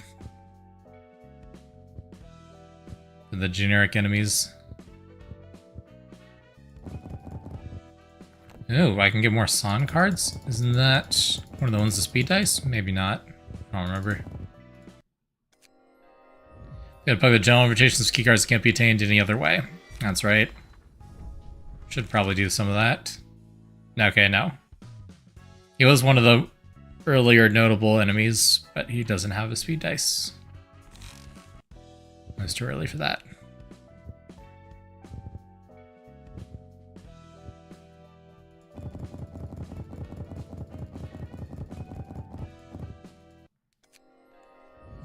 Ooh.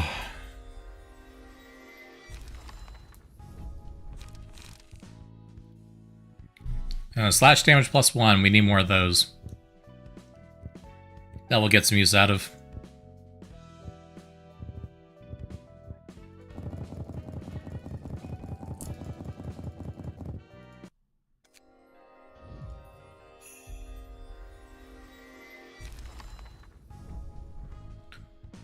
Slash stagger damage +1. That's also useful.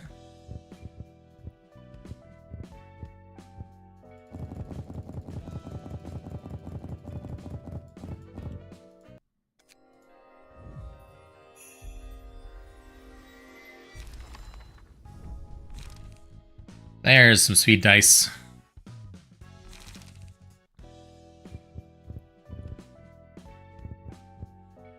It makes sense that it costs 4, but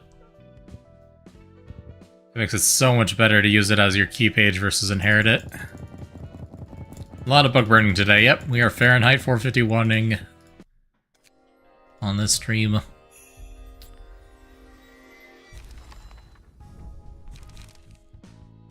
Yeah, more speed dice. Restore 1 light at the end of scene if the character did not use any pages that scene. Not great when that happens, but it's nice to regain an extra light that turn if it does. Ideally, you should just have some zero-cost cards, though. So at least you're doing something.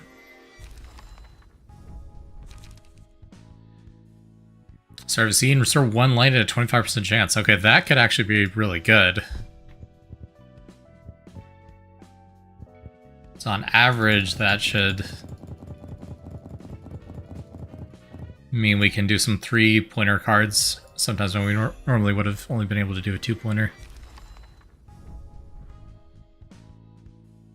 Ranged only, yep, that's right. It's a dice game +3 power for the first scene. Just snipe.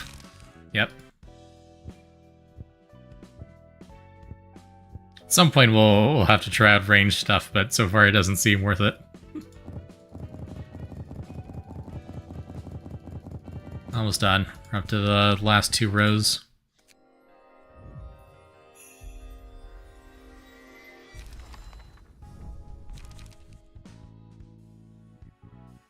Oh, can you inherit that ability though? So you can allow other key pages to use ranged cards? I guess that makes sense.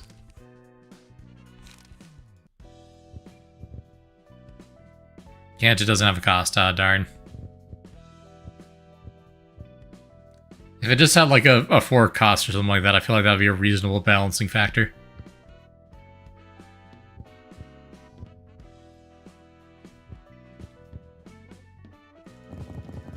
Can we get some Yangjin? Yangjin.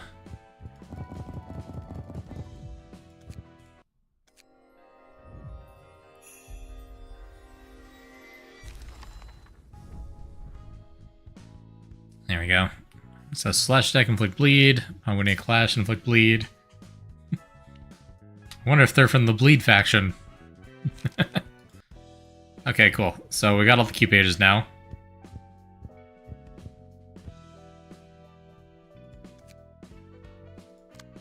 Does that change what we do with Hod's script at all?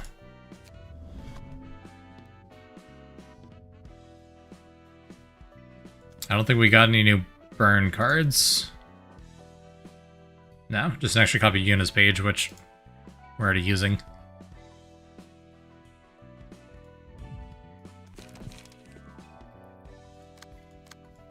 So I think that doesn't change this plan at all. Alrighty.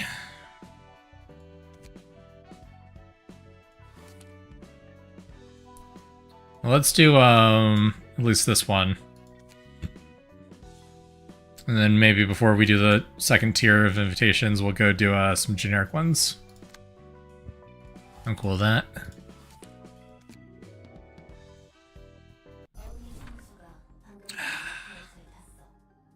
I'm not tired,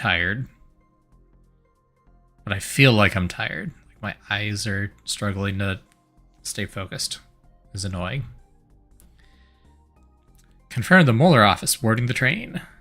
The gaze fixer Dalok. Gaze office, don't like them. Seem to have a lot of cameras. Seeing that's the vibe here.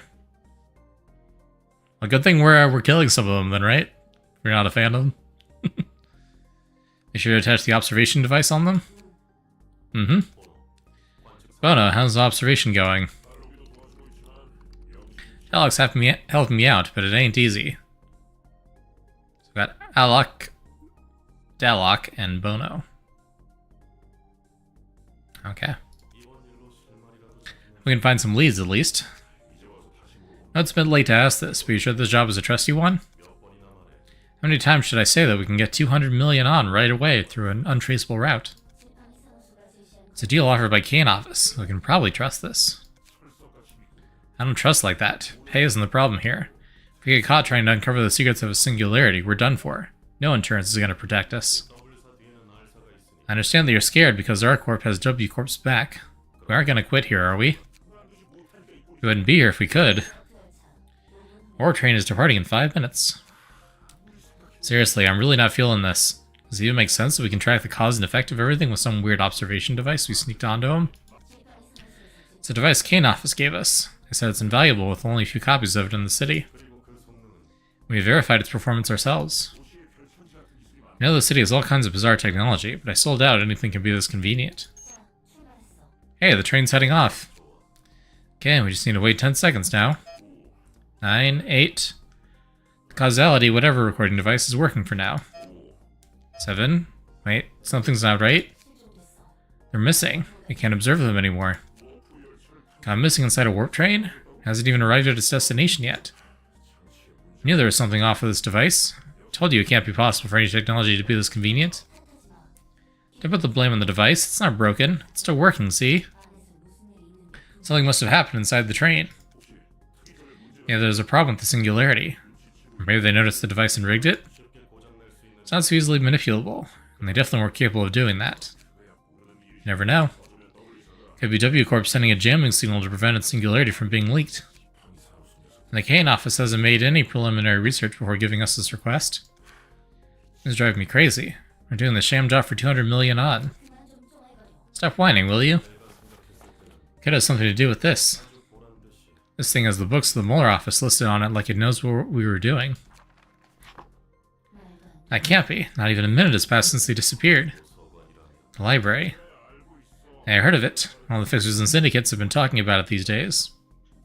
Right, because that was the group that got stuck on the warp train and then escaped into the library and then died. So did they actually manage to sabotage it and it's all this group's fault? I don't know. I guess we'll find out. Or we won't find out. Who knows? I figure syndicates have been talking about it these days. So what's the plan? Are we going to head to that bizarre place? We don't have any other way. 200 million on is on the line. I don't want to risk my life. Going there won't guarantee success either. You know. Well, then I guess it's said somewhere. I'll be able to see what happened on the train if we read their books. I just hope things don't get screwed even further. I enjoy that there's some cross connections here between different groups that we've invited. That's fun. Really are people trying to investigate singularities. Yeah, of course. Bring tremendous amounts of money. Pretty sure Elcor put a lot of effort into keeping its singularity secrets too. Eco-friendly energy company, founded after the smoke war. We were freed from that suffocating smoke thanks to your corp. Did I tell you already? All I did was recite the script, trapped underground. Can a singularity be stolen if its secrets are exposed? No, that's not how it works. Those guys are probably just looking for some clues to how the singularity functions, so they can sell that info to another wing or a big syndicate. This is a big split of lines, they generally have some link vertically. That's fun. I like that.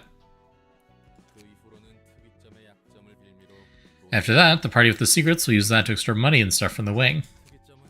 Singularities are patented, so it's too risky to just use them even if you know how to make them work. Especially since patents are all managed by the head. It's all about money in the end. Anyway, I'm kind of curious about what happened to that warp train. Let's receive our guest first. Can't seem to make clear observations of this place either. Result can be seen, but not the process. It's just like the distortion, the talk of the town lately. What a bother. Greetings, dear guests. How did you get the book to the Mueller office? They were supposed to be on the warp train, for only a few seconds.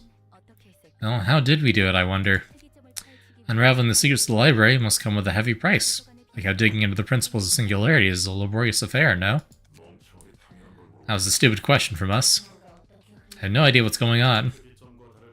The library and its books are just as mysterious as singularities, and hopefully they're worth just as much. You find your book in this place.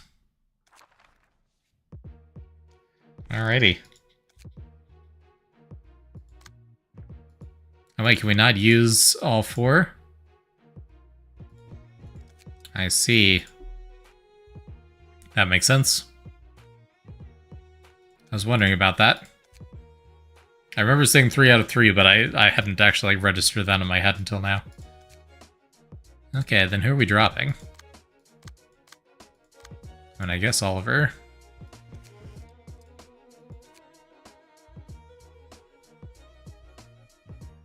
This is still a team with 2 speed dice, which is pretty good. I don't want to make things too easy. I don't know, it would have been nice to have it too easy.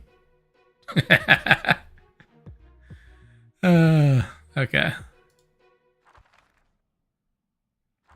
But no, I guess I haven't seen regular enemy groups with more than 3, so that makes sense. We could theoretically have a team of 3 people all with speed dice. Which would probably be the optimal thing to do if I really want to win, instead of evenly distributing it, but you know, here we are.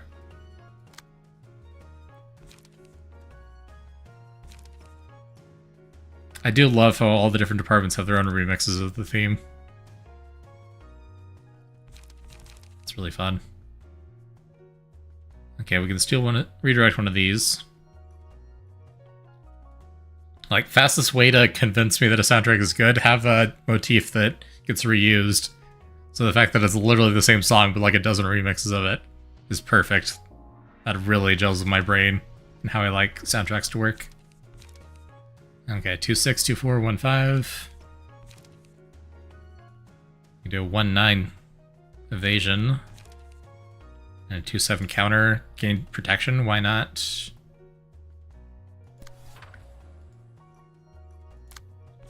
And then let's regain light. On our side is paralysis. I honestly did not notice. This is why you don't like Gaze Office, makes sense. So 1 random dice on it can have their maximum roll value reduced by 3. Yeah, that sucks. Started the act, inflict 1 paralysis to 3 random enemies. Says let deal 1-2 bonus damage to the target as paralysis. Gain 1 strength at a 50% chance next scene. Okay. Yep, okay. That is pretty annoying.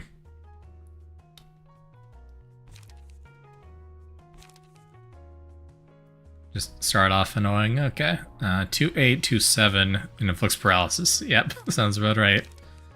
5-7 has a pretty good chance to block the first one. 3-4 is probably not beating a 2-7 though. I don't know that anything I have does unless we successfully dodge, maybe? We could theoretically dodge both. It's not crazy likely, but it's possible.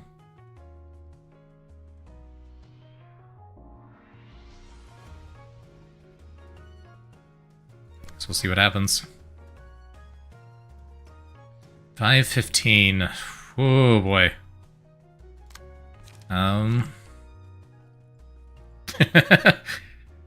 Okay, I could just counterattack with that. Sure, why not?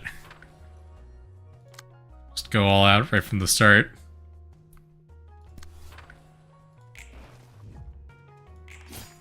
Yep, okay. Dang, did not dodge. That's unfortunate.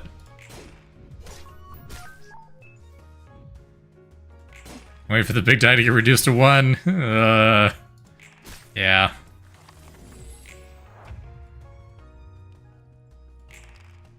Stacking paralysis. Okay.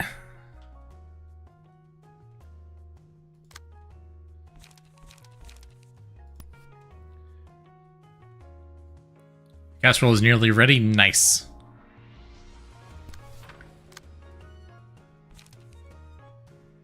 I hope you guys enjoy it.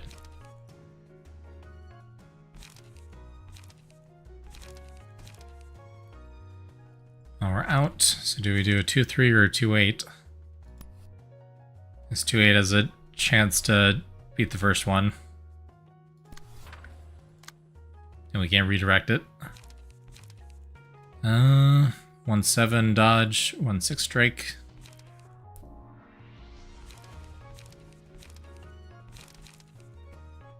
And we only got 1 light.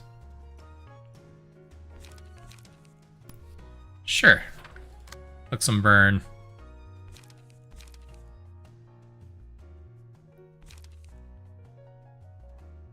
You barely take any damage, so that would be kind of a waste in any case. Theoretically, we could steal this. We could redirect this. 1-7 dodge, 1-6 strike.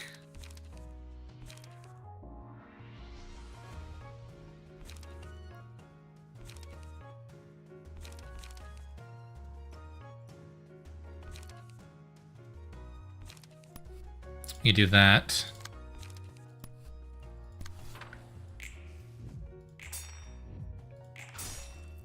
Dang, just draw, huh?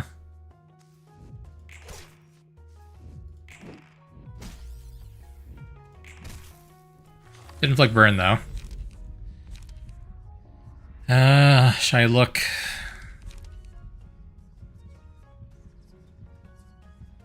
Means allured. No thanks. Yes, boost slash damage. Who's got a lot of slashing cards right now?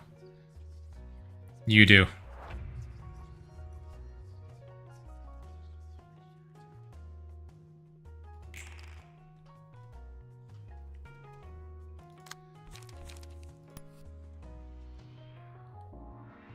And to slash him up.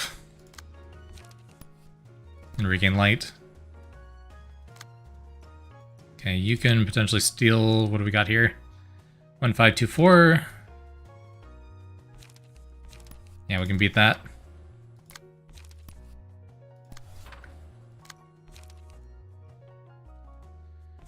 And then you get a free attack on someone.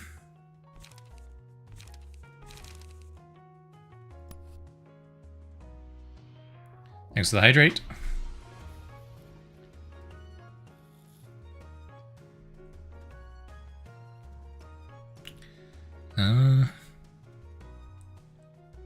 So you're closest to being beaten here. Deflect, stab. Dang.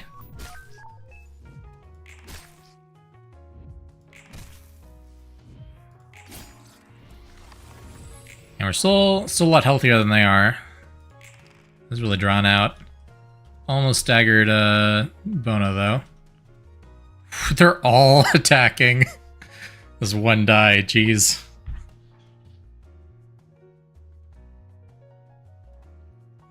Okay, we can redirect one of those. 5-15 paralysis.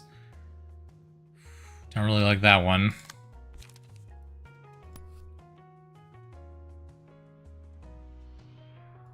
That's a pretty good chance of inflicting a bunch of bleed.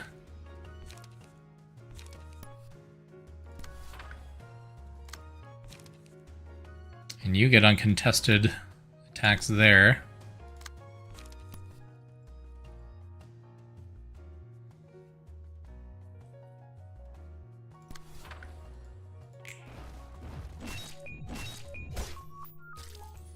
Oof.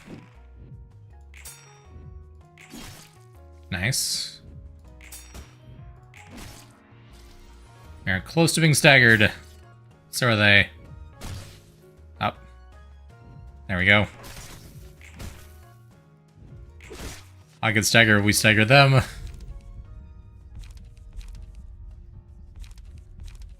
did you hear this game? Yahazu recommended it to me. It's not new, no, it's a couple years old. But it's a sequel to Lobotomy Corporation, which was the game I was playing last year.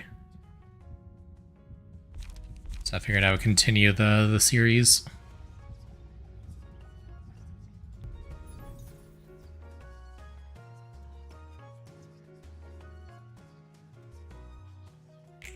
I'll give it to you, why not?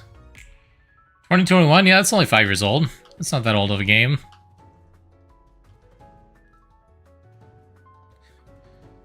He's got 8 stacks of burn and 1 HP. I think he just dies. I think we're good there.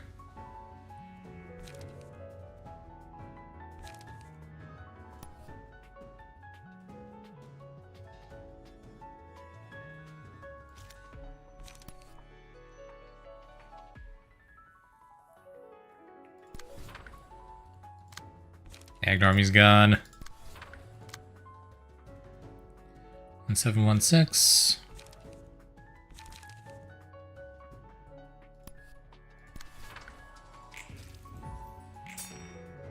Nice.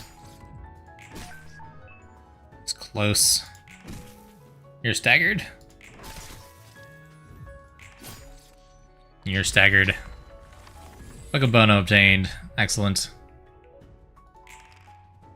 We got 100% chance of getting their cards too, and they're both staggered and low on HP and burning.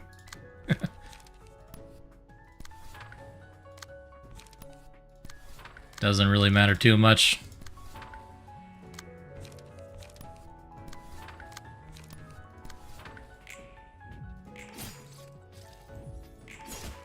There we go. You can sneeze in their general direction, they fall, yep. There we go. Not bad, not bad. Gaze office defeated.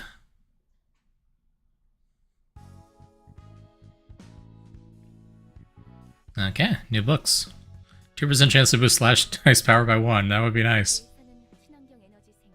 L Corp produced clean energy. W Corp operates fast and surefire transportation. What do you think R Corp's singularity is? Bet it's something that pumps out efficient killing machines. I need to know more about it since you used R Corp services. As I've said multiple times before, such details are beyond my knowledge. I had little interest in finding out back then. So from what I observed of them, considering the amount of their rabbits and the combat power of each unit, you're probably correct. Battle symbols are still really funny to you? Yeah? So mildly useless. It's like a 1 in 50 chance of barely having an effect. It's like, I guess it's better than nothing, but like, there's no reason to do any kind of actual like planning around them. Like them for design purposes, yeah. Similar to Ego Gifts, but I feel like Ego Gifts did matter a little bit more in Lobotomy Corporation. They're not exceptionally strong, but they did a fine job at grazing the grass inside the facility. Wonder what the principle behind it is. Hell if I know, I'm not an executive of R-Corp or anything. Every wing keeps the singularity under tight wraps. Ego Gifts did matter to some extent. Not dramatically, but it would be like enough to boost success chances on some of the work types. By, you know, 10% is a notable amount. Or 5% even. Take the distortion abnormalities, for instance. Only the results are seen and not the process. Same goes for the other singularities. Still more liberty for battle symbols, they're linked to whoever gets them, but at least some of them are good cosmetics. That's true. And it's always fun to have cosmetic options at the very least. Just for character customization purposes. So everyone simply consumes the end results without knowing the process. It's easier on the mind that way. There's no point asking questions about technology unless they encounter problems using it. People just spend money and get its worth. There's no real reason for questioning how things work. Wasn't it the same with L-Corp? You're right, it was the same. All they needed was the result. Didn't matter how many were sacrificed in the process. See, the other wings aren't going to be any different from that. Oh no, we've unlocked two more Abnos. Oh boy. Singing machine, oh no. Singing machine might be hated.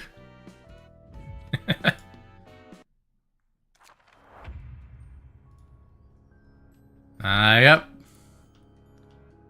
You hate this fight, oh boy. Cannot be targeted, does not act, takes no damage. Cool, so it's just there to be a problem.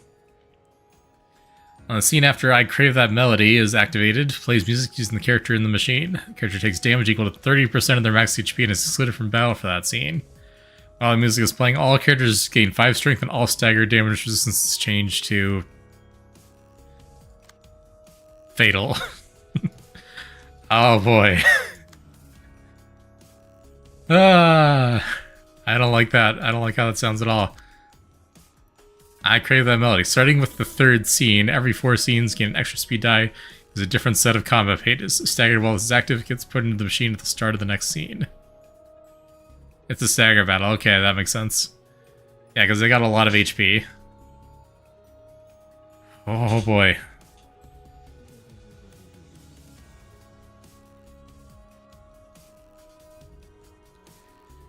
Okay. Cool. I'll go get some key pages that have some good stagger resistances, but for now, let's see what we can do with what we got. 1-4, inflict 3 bind. That's rude.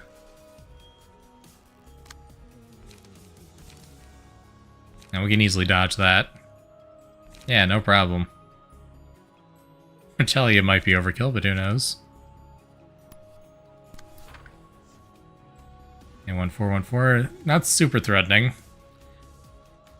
Stagger resistance don't matter if the machine makes everyone fatal to everything. That's true, but for the rounds until that point, we reduce the amount of stagger damage we take every other round.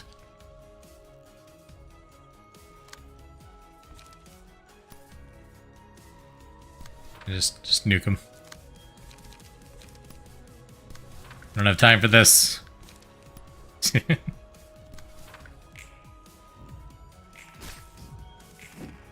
Ah, dang it. I got so much health.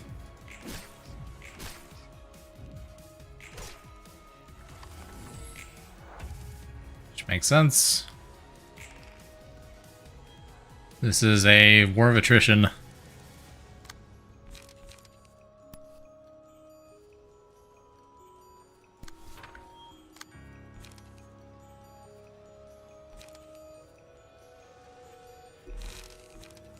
Oh, I can't inflict paralysis. Darn.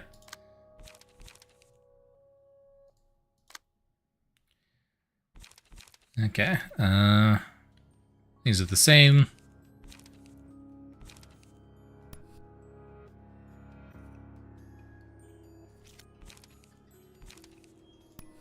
Skitter, skitter, skitter.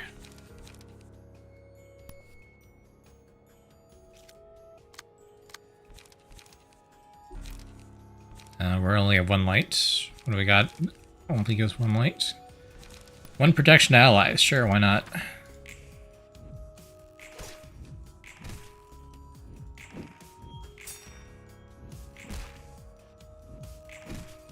Ouch. Hey, detective guy. How's it going?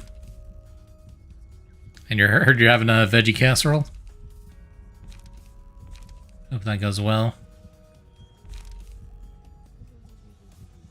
And value of all dice and raise maximum value. Yes. Let's go gambling.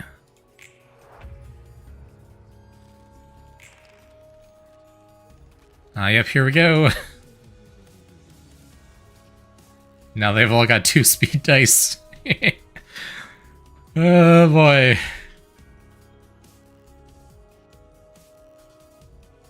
And good, just got home from work, and yes, casserolling time. Nice. Now the fun begins. I don't know if that's the word I would use. There's so many arrows, I can't keep track.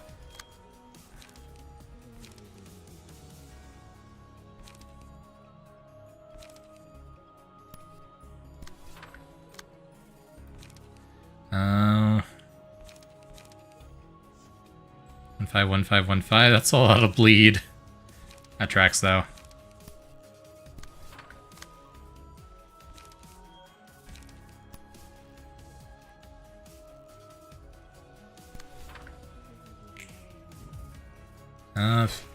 Okay, we probably beat that. Yep, we take that damage though. We beat that. Dodge. Dodge. Nice. Dodge. Didn't dodge. Still good though. the game all about? Are those heartless? Not exactly. Kind of, though. Similar idea. Oh, boy. It's kind of... Oh. Why did that trigger?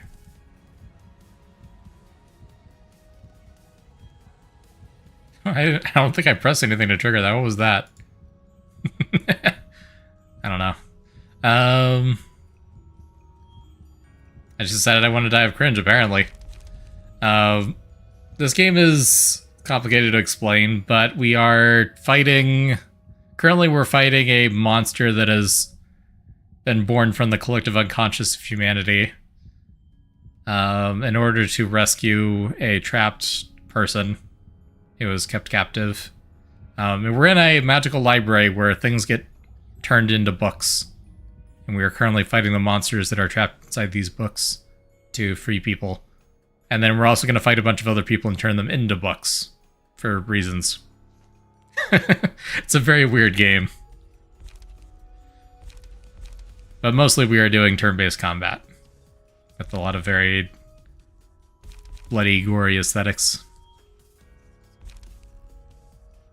Sure. We got a lot of blunt. To collect the light that was released at the end of the previous game. Yes, that's true. But that doesn't mean much to someone who did not play the last game. Either way, we are booking it. That's a good way to put it. Oh, yeah, that's right. I didn't even notice that he got. That's where all the blood's coming from. Yep, Sing Machine is doing its thing.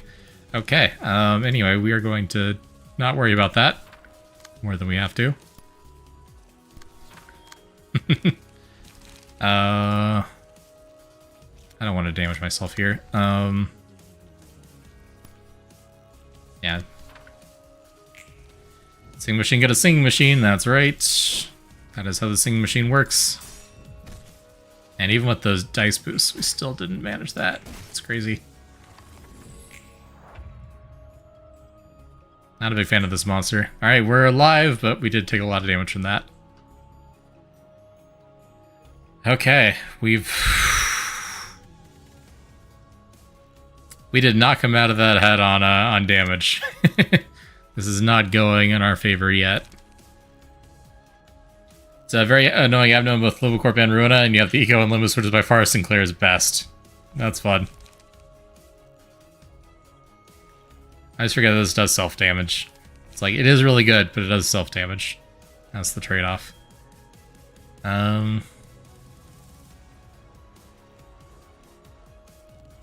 Let's counter that one. And you can steal that. And go all out.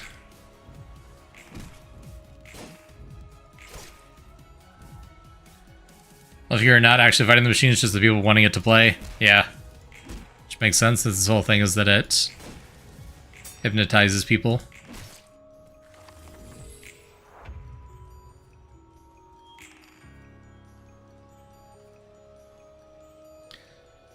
Alrighty.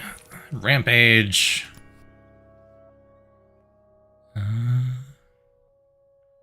Sure, let's take one of these. Doesn't really matter. 2525.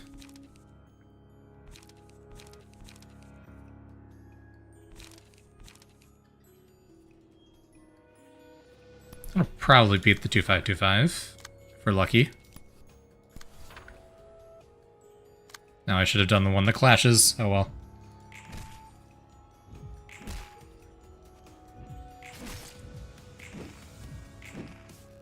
And dodge that. Unfortunate. Struck there, though.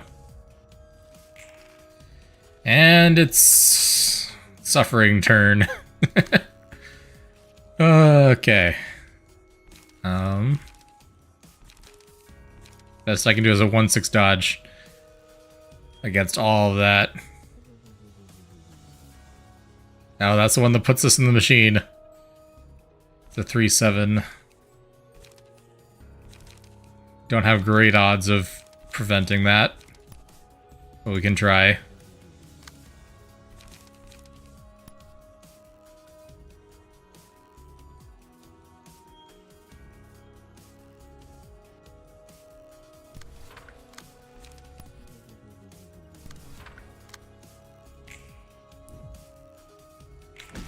Nope.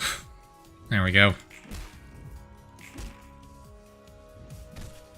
Ouch. Ouch. Ouch, ouch, ouch! Very ouchy.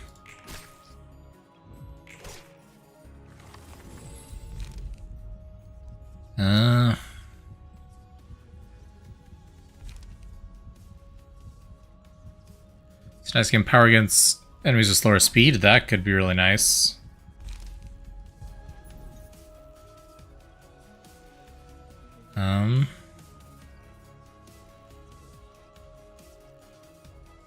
Guess you got 2 chances to roll high. You do. Okay. Still only have the 1 card, which is unfortunate.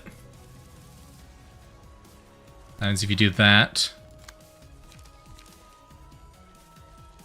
you...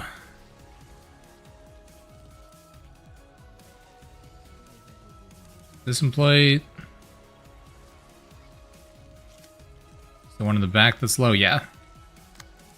We want to try to take out at least one of you. Having the draw effect's so good, yeah. Alright, that's a 10. Hi. Well, Yasada's dead.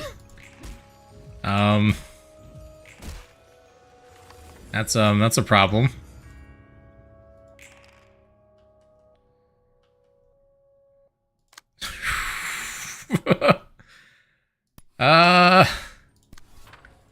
Yeah, this is fun. So let us skip Abno fights, yeah. Well, we can definitely switch to better key cards. So that should help. Because I have not geared up these guys in a while.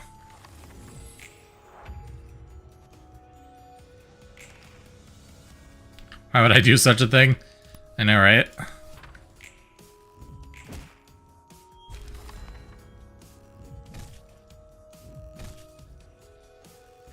I was not burned the gaze off his books, that's right. I did not do that after that combat, did I? You have 9 HP.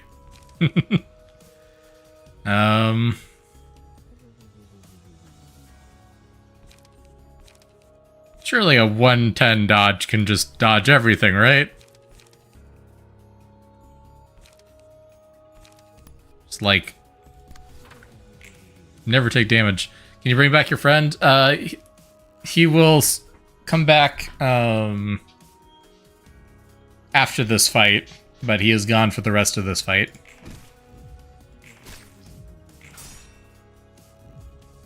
Yeah. Death is not permanent. But it does mean they're out of the fight. Yep, there you go. Into the machine.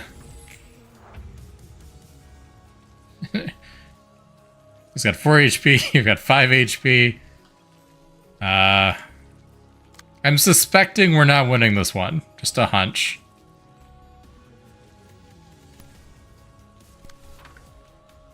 I don't know what might give that impression.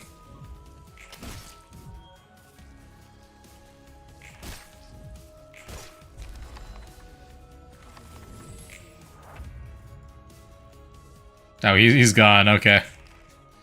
Yep. I mean, it's kind of close.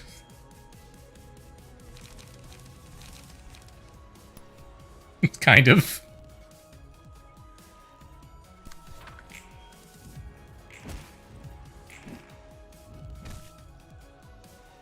Oh, we're still alive. I thought for sure that was it. We might actually be able to kill 2 of them.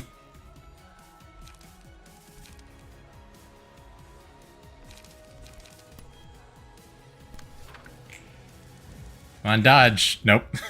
Dodge. And dead. Yep, sounds about right. Suppression of singing machine failed. Into the machine with you. Yep.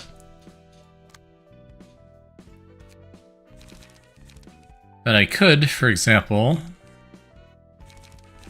you know what? Burn damage ignores defense, doesn't it?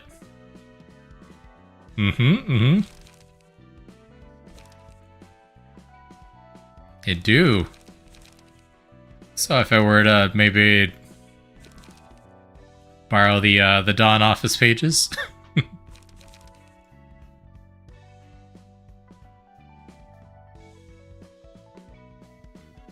And I'll just have to remember to re-equip later.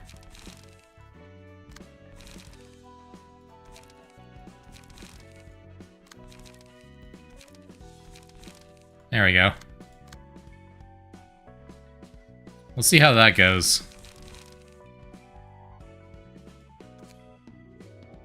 I think Ruina has resistance to status effects. I haven't seen anything that mentions it, so I don't think so. Unless it's a under-explained mechanic, which would not be too surprising. Okay. Let's see if that makes a difference at all. 2525.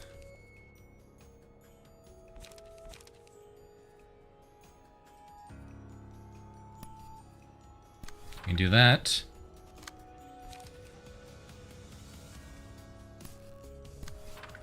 That's good for getting protection. We can hijack that. Just inflict a ton of burn on that one. Ah, darn. That still hits, though. Nice.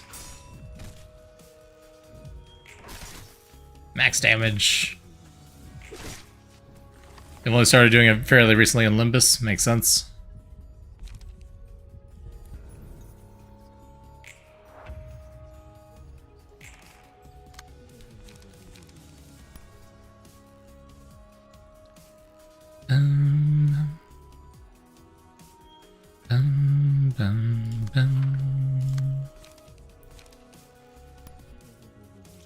We can't redirect any of those.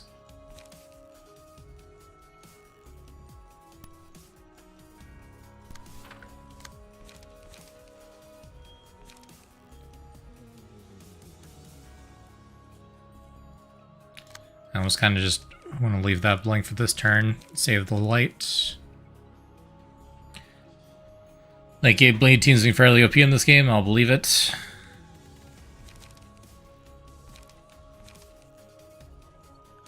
That's the 1-4.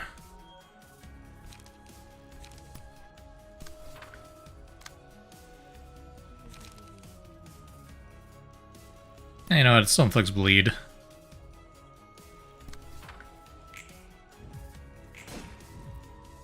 There we go. Locked, slashed.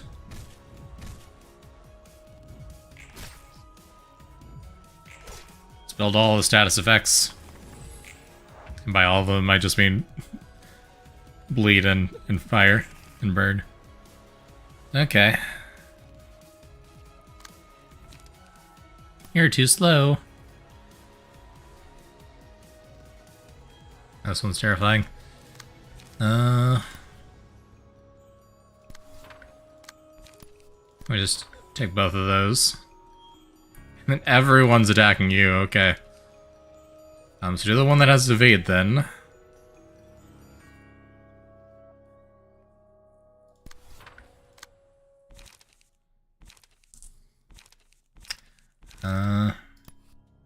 Sure.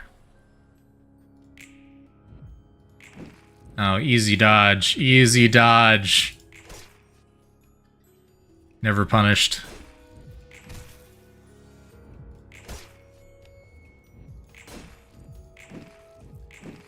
Beautiful. Getting hit? Who's getting hit? I mean, I am right there, but other than that... I'm sure one of us got that thrown into the machine, but everyone else is fine. Who's got blunt cards? Probably no one. Hodgepodge dodge expert, you know it. Two of them are staggered. And we're out of light and can't do anything about it anyway, but, you know, it's fine.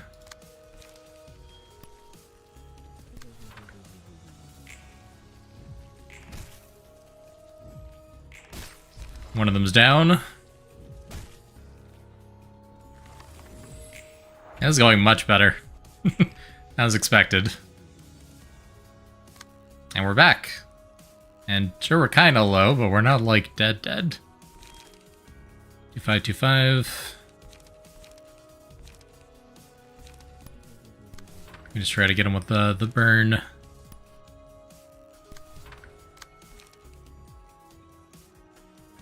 We're not having recent cards makes it easier, I know, crazy.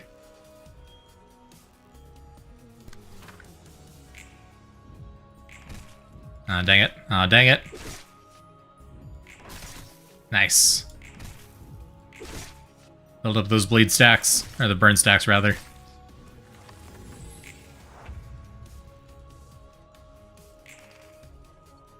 Let's go gambling. That is pretty much how this game works.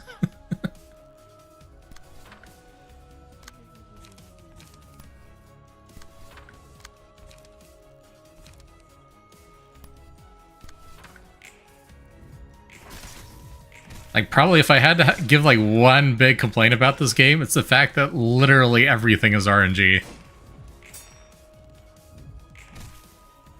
Like, I feel like there's only so much strategy I can do, and I can still get completely screwed over by just rolling poorly 10 times in a row.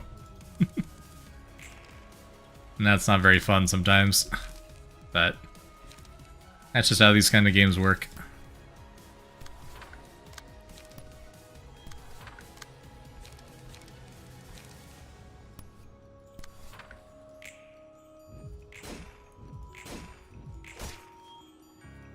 And he's gonna resist everything, but it's fine because he's staggered.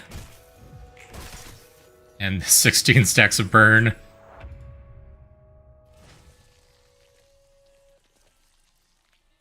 Oh. And he got eaten. So, I guess we're not doing anything this turn. Oh yeah, the next game is a gotcha, so they really went all in on the RNG, didn't they? I guess we're building free light this turn. Stagger one and don't get put in the machine, they're the ones that go inside. Makes sense. And he still took the burn damage while in there. Beautiful. I just find that funny.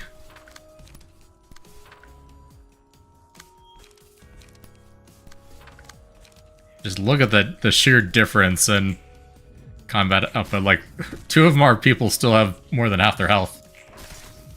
And we're about to win. Crazy.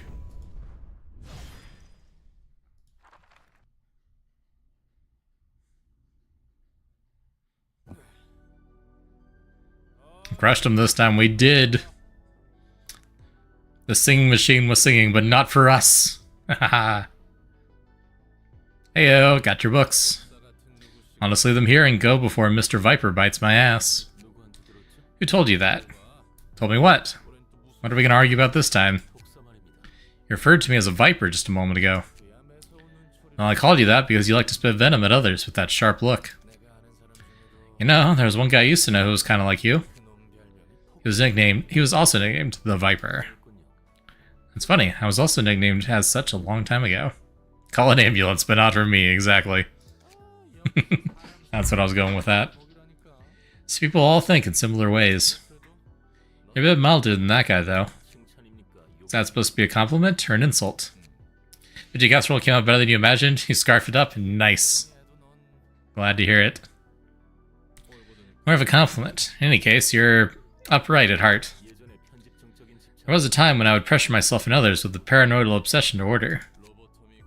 Back in the Lobotomy Corp? Correct. Back then, even a small mistake could lead to substantial casualties. It doesn't hurt to be strict when caution is needed. I wanted to remain level-headed at all times. I tried to conceal all my emotions, even when I felt anger or sadness. So I treated others in a frigid manner under the pretext of rules and discipline. Is that why you're being so cold to me as well? No, it is the opposite, in fact. I find the parallel between the singing machine and the pianist, because they're both music-related, and people that heard it song kind of went insane. Yeah, it's a common trope, I feel like, in urban legends and stuff. It's like the maddening song. But I do wonder if, at least in this universe, there's some kind of connection there. That'd be interesting. Kind of like deeper principle of how singularities or abnormalities work. Be interesting. I am upset at your compliance with Angela precisely because I cannot stand to tolerate what we're doing with a cool head. In my first life as a person named Gabriel, I wanted to make the world a better place. I wish technological advancement would bring comfort to people. See what parallels between big events of the city and Abnos? I have an example being White Knight. Makes sense. I was kind of impressed with how little that... Well, I mean, that was always a problem in Lobotomy Corporation, but...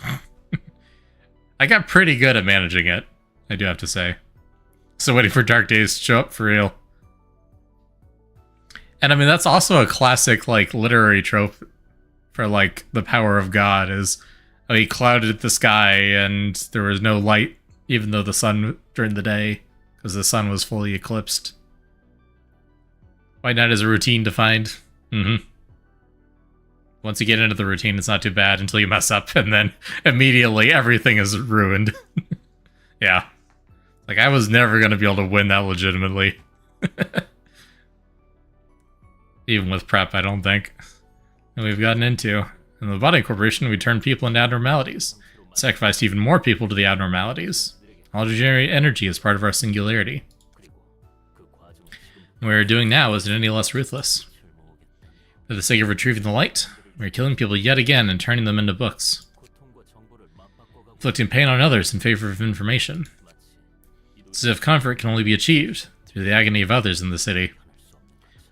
I do like how Yasad's thing is like, he is like the logical, rational, by the book type, but he also has really strong moral convictions, which is, it's a fun dichotomy.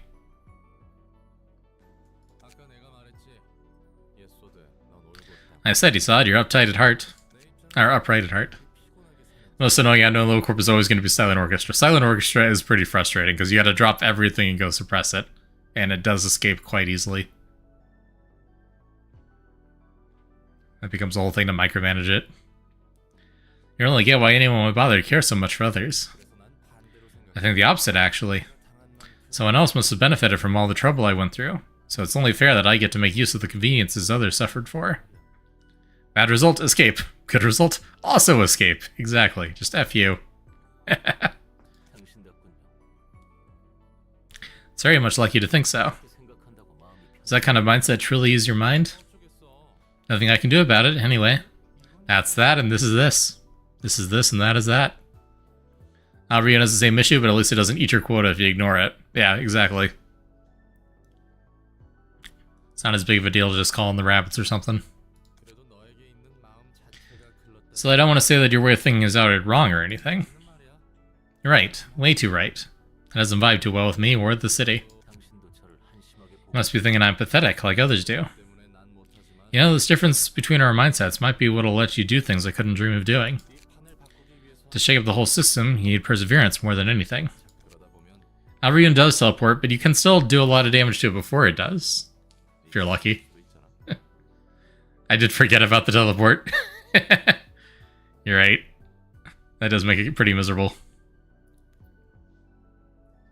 Anyway, point being, Lobotomy Corporation has a lot of Abnos that suck. And if you roll them, your life just sucks, and that's it. I don't enjoy that aspect of the game very much, I will admit. I did beat it. I did cheat to beat it, but I did beat it. I love this game, and I'm never playing it again, exactly. But I have played it in the way that I would enjoy it, which was removing all consequences for death. Because there's a lot of unfair death in that game. Who knows, we might actually create demos that don't need sacrificing others to run someday, right? I've already endured for so long, you're telling me to stay silent yet again. Just this once, man. Just one more time. Things could turn out differently this time around. It's a solo game, who cares, yeah? No, some people take a lot of pride in successfully beating challenging games. Not me. I'm not a competitive gamer at all. I will happily cheat if I am not having fun playing it legitimately. And we're gonna have fun. Not to overcome challenges. Sometimes overcoming challenges is fun, but I don't do it for the sake of it. You do, but you don't judge others that don't. Yep, fair enough. Differences and preferences. Not by the book, then. I guess not. Very good puns. Besides, some things did improve over your time in Lobotomy Corporate. That is true. I can at least be with my former employees, who've always been loyal to me. Yeah, what did I tell you? There's one improvement at least. A new necklace. It has a keychain that is attached from the Cherry Blossom Festival. On the keychain is a black bunny hugging a white bunny. Oh, that's cute. I love that. Cute little bunnies. Like, maybe someday we won't have to sacrifice people. And then it's most of the singularities we know of. Yeah, that's just kind of how the world works in this universe. The city is built on the continuous suffering machine. And you either actively suffer, you passively suffer, and you don't get a choice in the matter. Change up stuff one at a time like that, and you can make a huge difference eventually. Now force me to do the same, though, since I'm totally not up for that. Quite the foolhardy individual, aren't you? But you do have a point, Roland. Some things have gotten better, as you said. I'll try and persevere as long as there are improvements to be made. Can I leave you with my share of persevering, too? I suppose I'll have to consider that. See? You're just too nice. Angela would have instantly shut me down with the bullshit. Turns out that conversing with you wasn't all too unpleasant after all. Yep, I have my charm, you see. I remember last time the conversation was very antagonistic, so I'm glad that they're making friends. Roland is a very charming guy. It's already bad before, but now there's also risk of distortions just showing up in the middle of the street. Yeah, that didn't help. So I know how to get it because it reminded you of you and Starry. That's true, that's cute.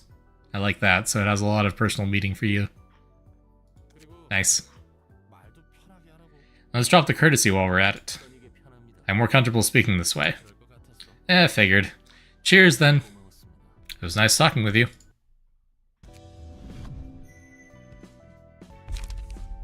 That's fun. Music. Nothing compared to the music it makes when it hits a human. Horrifying. All characters deal plus 4 to 8 damage with attacks perception. They also suffer plus 4 to 8 stagger damage upon taking a hit. Whenever an enemy ally defeats an enemy, they occur 15 HP and stagger resist. Oh, that's pretty powerful. Do that on a turn where, like, someone is already staggered. There's also the blurb on the Abner selection, yeah. Yeah, sounds about right. So that's good for one where you're doing, like, uncontested attacks because the enemies are staggered. You just get a nuke round. The duration of the battle, gain 1 rhythm at the start of each scene. Whenever a character with rhythm makes a successful attack, random character gains 1 rhythm, 25% chance. Gain 1 strength, take additional stagger damage from hits, last 1 scene. Plus 1 damage is not a great trade-off for taking additional stagger damage on most floors. You managed to play into their abdomen gimmicks. Some of these floors are insane. Yeah, I believe it. There's definitely some very potent synergies to be had here. I can tell that. Defensive dice gain 1 to 3 power, defensive dice roll 1. Alright, that one's pretty good. Just do offensive clashes exclusively. It'll be great.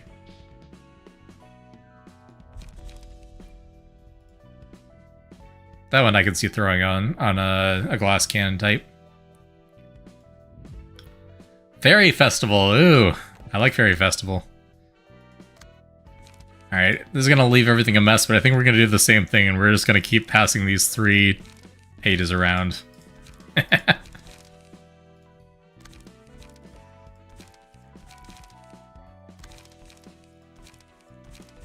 That's easier than keeping everyone geared up perpetually. Also, we do need to burn books. I forgot about that again. Yeah. Oh, these ones are not 32,000. These ones are only 98,301. I don't know where that number comes from. That's a weird number. Huh.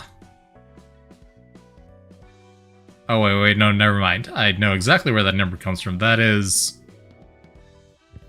32,767, or, yeah, 32,767 plus 65,536, 34, something like that. Yeah, but that's got to be where it comes from. Okay, powers of 2 math. That's what's going on. Alright, Bono, what do you got for me? Oh, your funny words, Magic Man. Yep. Programming stuff. They're using big programmer numbers and adding them together. Ran into it at a Cherry Blossom Festival, thought your outfit was fairy festival worthy, just laughed you weren't trying to look like a fairy. Maybe that's just your vibe, though. You're very fairy-like. And that's a compliment. Opportunity spotted. Oh, yeah, this is the Paralysis build deck. I see. I mean, Paralysis is pretty nice. And they have both offensive and defensive cards that apply Paralysis. That's crazy. It was very, very nice. I see what you did there. Not going to be the same kind of fairy festival now. I remember the Abdomen Lobotomy Corporation was pretty tame. I'm assuming this one will not be.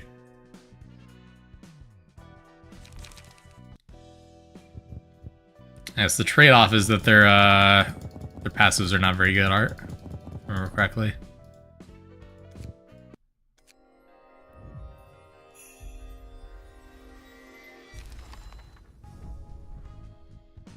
Yeah. Never been to a fairy festival, so you don't have a point of reference. Understandable. Yeah, these are more fairies in like the it was same until the person they were taking care of decided to go see another Abno. Yep. These are like the jealous, capricious, amoral creatures from like European myth. Inflict 1 paralysis to 3 random enemies. That's right. You can just start off the game with paralysis. Paralysis is pretty good. It's probably a pretty good paralysis deck to be had here. Team build. But let's try this. With the fire, the burn build. Oh boy, yep, that looks about right. I forgot what they look like when they when they do this. I never triggered it because I was smart enough to remember its gimmick. Yeah, those are horrifying. Don't like that. This game series, for the record, is heavily inspired by the SCP. I don't know if it's not a franchise, website, I guess, which is a bunch of like mild horror monsters and weird artifacts and creatures and stuff like that. So there's a lot of inspiration from like urban legends and stuff, but in a grotesque, horrifying style. That's also a mix of kind of cartoony stuff. It's fun. And of course, there's the cognition filter, yep. Made them look a little bit less terrifying. It's just a fairy mass. I don't think it wants to be our friend. Probably not. Ally with prepared meat status is 1 HP, consumed at the start of the scene and gain 10 fragile, feeble, disarm the duration of that scene. HP goes down to 25% or lower, kill all allies and gain 30 strength at the end of the scene if no other allies are present. Okay. So, when it says ally, is that its allies or my allies? I always forget how that works. I think it's my allies, right? The level corporal explained that they took care of people to keep the meat fresh until they wanted to eat it. Yep. Should be its allies, okay. Every scene restore 10 HP. HP does not below 1 until the queen dies. Okay, so that's what it is. So we can deplete them down to 1 HP. And then when they're at 1 HP, it eats them to heal.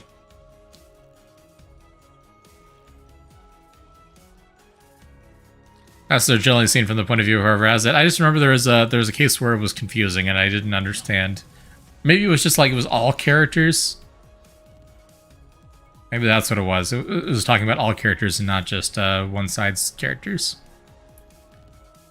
That makes sense. That's right. It was one of the other avenues too. They didn't have more specific gimmicks. Okay, so they heal 10 HP each turn. That is a lot. And when they drop to 1, the queen eats them. But it gains negative status effects when it does that. So I think we want to burst down one of the smaller fairies. Then the queen eats them, and then we get 1 turn to wail on the queen. So I think this is kind of a pseudo-phased boss fight enforced by the gimmick. They heal a lot. Of course they heal a lot. And they inflict bleed. Okay. Okay. The first Library of Ruina Walpurgis event was this fight. Fun. I mean, it does seem like an interesting gimmick. Having a passive card thing, that's right. That is ringing bells. Okay, well, burn is definitely nice here because that'll help counteract the healing. But really, we want to be focusing down just 1 at a time because if we spread out our damage, we're not going to be doing more than 10 damage every turn.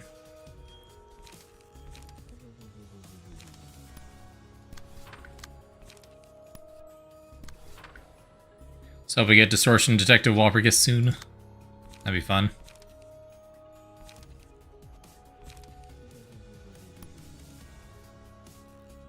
Give prepared meat status to an ally. Oh.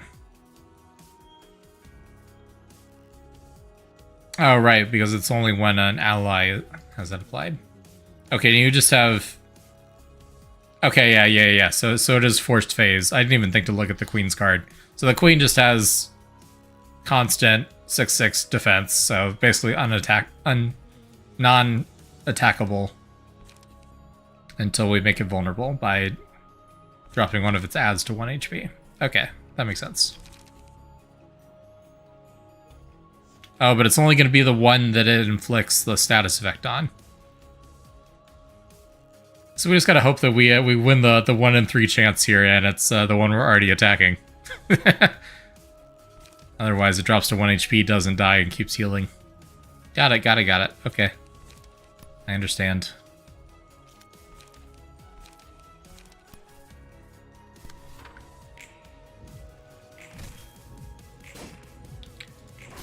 They're pretty weak, at least. Only 25 HP.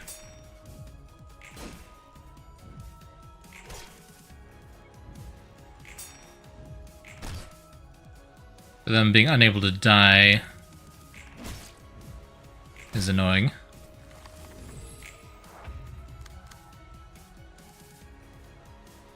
Is this the one that's... Yeah, okay. So we deplete this one to 1 HP. They will drop, and then the queen will be vulnerable. Oof. That is, that's a lot of damage.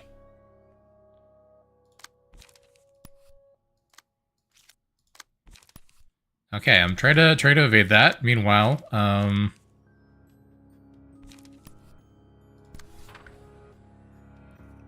I'll keep slashing these guys, I guess. Yeah, I'm gonna save this. Do cheaper actions so that we can burst the queen next turn.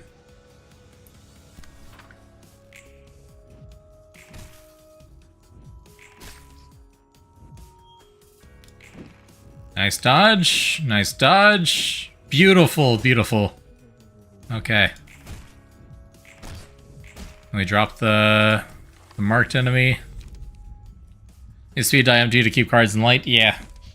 And if we had 0 cost ones, might as well. When hit, inflict 1-3 burn to the attacker and a buff. 40% chance. Offensive dice, inflict 1 burn on hit. That's cool. The page is the same name will decrease the cost of every copy of that page the character currently owns by 1. Yeah, we don't have that many decks with multiple copies of the same card for that to be useful. Sure.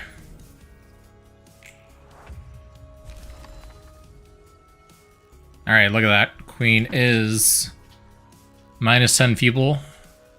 Minus 10 offensive dice, minus 10 defensive dice. Take 12 additional damage. Okay. Yeah, and they still just have the weak attacks. Perfect. So we can just ignore them and only focus the queen this turn. I think that's the play. Ignore everything else.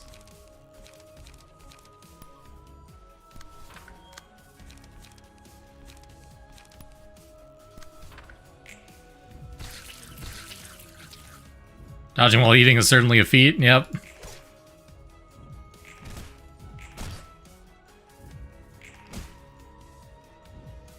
Oh, she's already half. Excellent.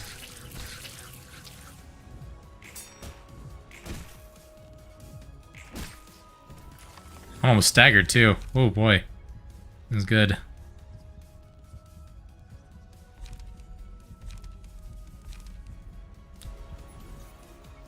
Sure, whatever. I like bugs, not the queen. Yeah. Doesn't fast when you take 12 flat damage on every hit on top of the rest. Yeah, that would do it.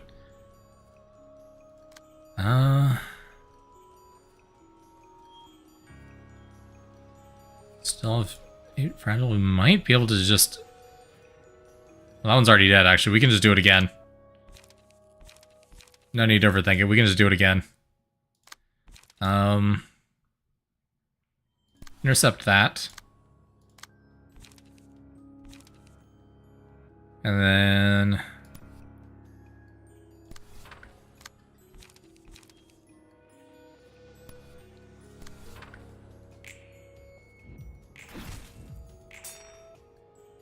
And staggered. Yeah, I think probably just burst the queen, but keep that one on 1 HP, so if she does still eat for whatever reason, it's ready to trigger. It did not, okay.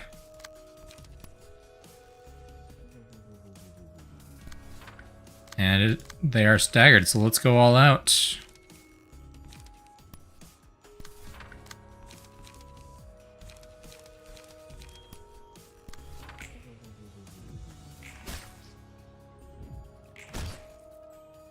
$29, $21, $7, $0. Okay, queen is down. Fantastic. Now we mop up. That one dies to fire. No. Darn.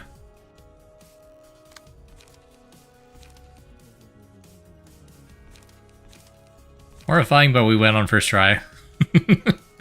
I'll take it.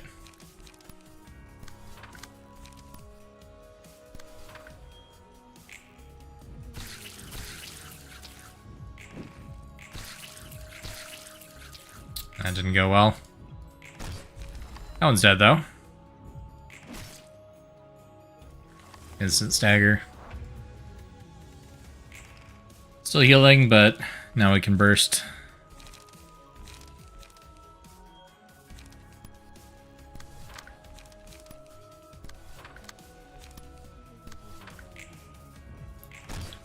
One HP, 0 HP. We win. Do I love the city I live in? If you're referring to the city in the Project Moon universe, no. If you're referring to the city in real life, I don't know that I would use love as the phrase either. I tolerate it. Good work, everyone. Prairie Festival's Olympus reference. Actually, it's a Lovato Corporation reference. Cheerful as always, Malkuth. What are you up to? Oh, hi, Roland. I was just having a training session with the assistant librarians. You have to answer no 3 times, so the robots could die in less than half an hour. Oh boy. Half an hour is a long time. No, Limbus is the only thing you can reference. I know there are a lot of Limbus references that you guys make. Some know why they randomly die before their stack is maxed out. Is that a thing? I'm assuming. Project Moon Jank is jank. Amen. Their code is a mess. I can confirm. I have modded their code. Hi, Roland. I was just having a training session with the assistant librarians. Seems lively. Guess you're good friends with each other? They were my employees back in the Lobotomy Corp. Back then, I could only assist them from the backseat, rather than on the field. It's nice to be able to work alongside them this time around. Mal cute. I agree. Remember co-workers from the Lobotomy Corp, huh? Must be refreshing. It sure is. I used to push them too hard because of my faulty mindset. It'll be different this time. We'll start with the things we can do, one at a time. Face the past and build the future. I like this quote. It feels a good way to summarize the essence of history. Similar to something I would hear before, too. You ain't wrong. There aren't too many people who can actually learn from history these days. Let's have a stack called Surgery at Work, where they gain a stack each time they lose all their HP, causing them to heal to full, lose 20% max HP, gain some buffs, dying at 5 stacks. Sometimes, though, they just die at like 2 stacks. Wonderful.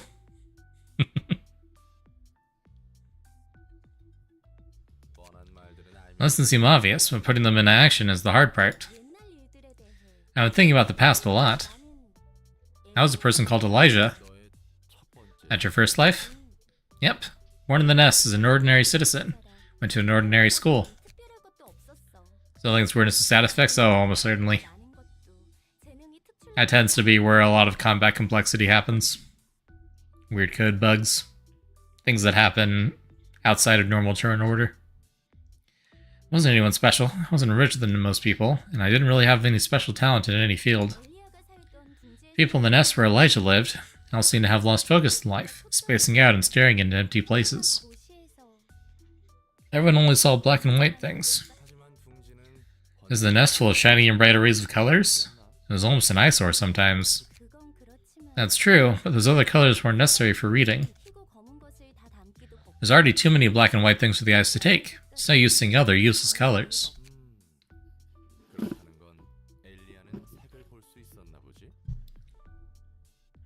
I guess Elijah could see those colors then? Not exactly, but she tried hard to see them. Colors were still there, just not for our eyes. Elijah wanted to let others know how diverse and brilliant colors are, and how colors are ever-changing in freeform, like how the mix of two colors can bring out a brand new color. T-Corp moment. Yep. That's what Elijah thought of, I think. Sound like you're talking about someone else, third person. To be honest, I only feel like Elijah and I are the one and the same. Maybe too much time has passed since then. The other librarians probably feel the same. My current life feels more like an extension of that life as Malkuth from Lobotomy Corp, rather. My time as Elijah feels kind of distant and unfamiliar, even though it was my first life. It's like the memories of someone from a distant past are now a part of me, if you know what I mean. It's nostalgic in a way, and a bit sad and stuff. I don't know a whole lot about that reincarnation jazz, but I guess that's a good thing. Yeah, it doesn't feel so bad. Feels good to finally have the time to reflect on myself. Looking back at the lives I lived, and the history I've made, I think we didn't spend enough time looking back. We're all too busy heading forward. The same goes for Angela, maybe. No one has the time to look back. Even now, I'm running straight ahead. Still, looking back at the past can supposedly give the solution for troubles of the present, or worries of the future. I think that's correct. I'm not sure I can find the solution for the problems we're facing right now. I think I'm getting close to finding the answer for what Angela said to me before. About who you were and how you wanted to live? I didn't really have what I could call a dream at that time. But things are different now.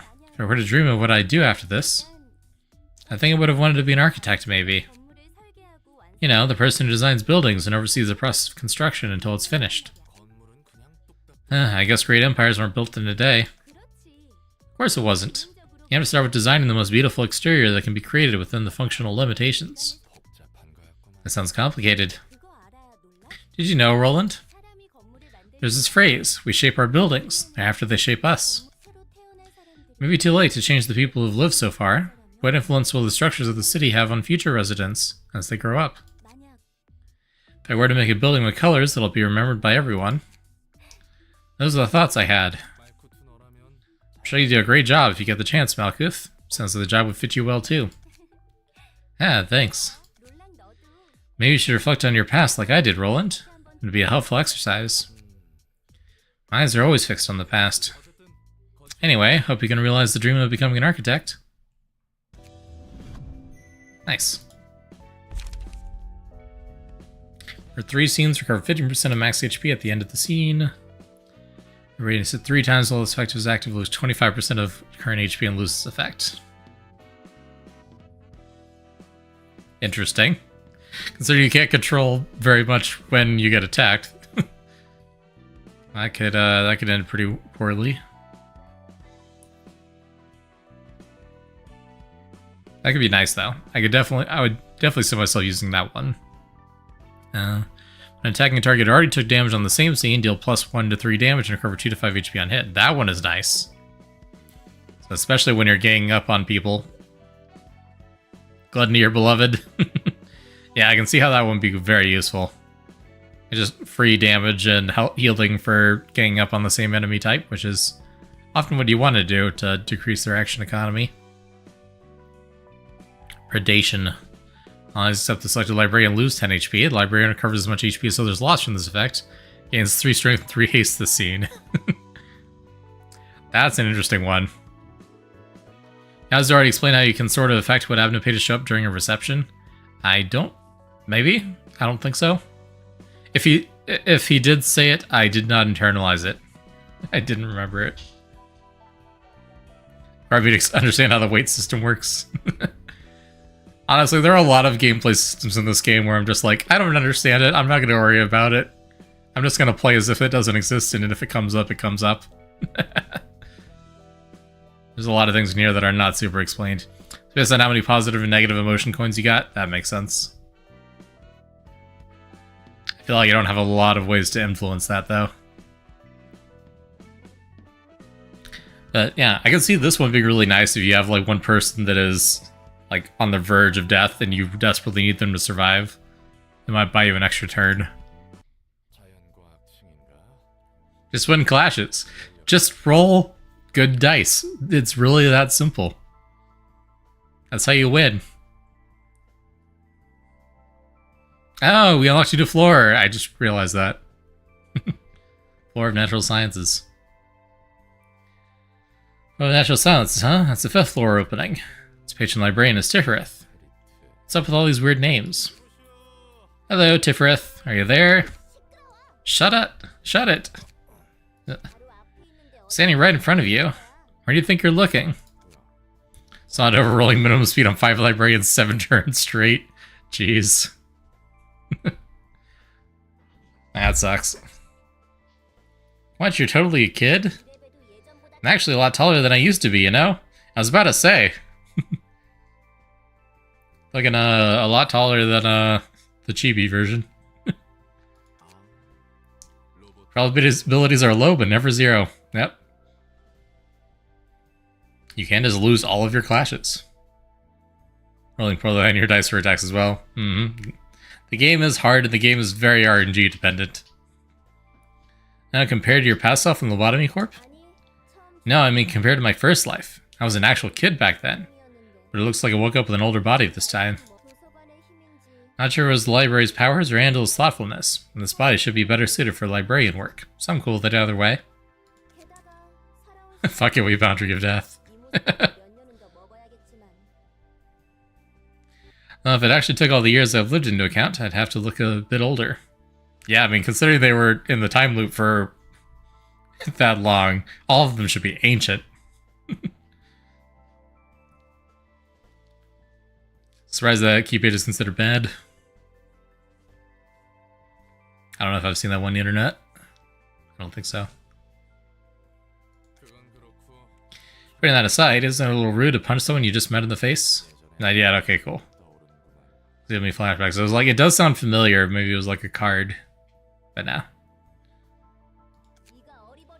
Well, it's because you're being such a clumsy dork. What's your name, anyways? Roland. Previously, I fixed a scraping of the bottom of the barrel. Current status, helping Angela. Some of your favorites from before you started using the guide to play? Makes sense. Those you've already met, the ones of the upper layer. Upper layer? Thought I was going up, not down. Right, it would be the lower floors this time around. Still, you get what I mean, so just roll with it. Sheesh, aren't you the sassy one? I'm Tifrith, in charge of the floor of natural sciences. So you just consider about the whole start at 25% HP thing, but I can't get good. I mean, that just sounds like a glass cannon starting point. And glass cannon builds can be very good. But our 100% HP is 300. So just do a lot of healing. Just get a ton of healing cards.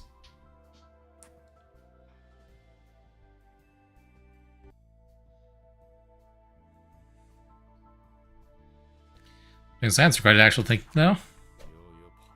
I know you don't, you silly little thing. And Roland is a jerk. Pretty brisk with throwing punches, but it's not quite as quick as someone I used to know, eh? Stop looking down on me, will you? Heard a lot of stuff about science in my past workplace, you know? Probably a lot older than you in actual age, too. What's the point of being older if that doesn't reflect your words and actions, little miss? How's Angela doing, anyway? Curious as always. She almost feels like a child sometimes. That's understandable, I suppose. Angela lived her whole life in a basement, after all. Yep, said she never even got to see outside. Guessing you aren't holding some deep-rooted grudge against her like the other librarians are. I roughly know what she went through. I thought she was just cruel, but I did see some events of the past while I was asleep. I gotta see things happening in the present, all the way down to the moment you woke me up. So I can understand Angela somewhat. Pretty sure the librarians who are still asleep all have a grasp on what's going on as well. Gonna add not counting enemies. Yeah, I mean, I just fought an Amno that had 5,000 HP. That you couldn't even attack. Now, the idiots on the upper layer, I mean the lower floor, still seem kind of confused. Disagree with Angela's choice?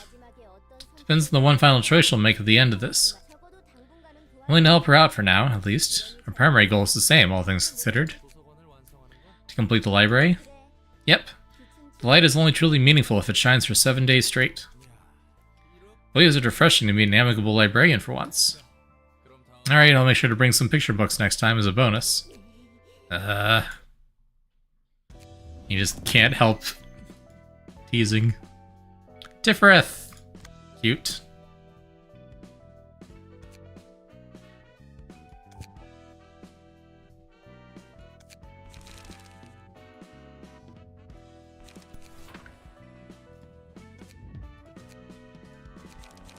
So I can't believe the game is voice acted, yeah.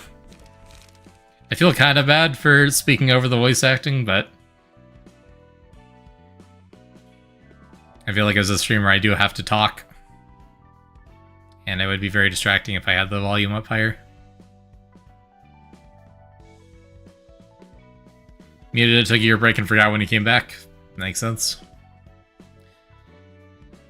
Alright, I think that's actually a good stopping point. I am pretty tired, and my throat is sore and out of water. All terrible things.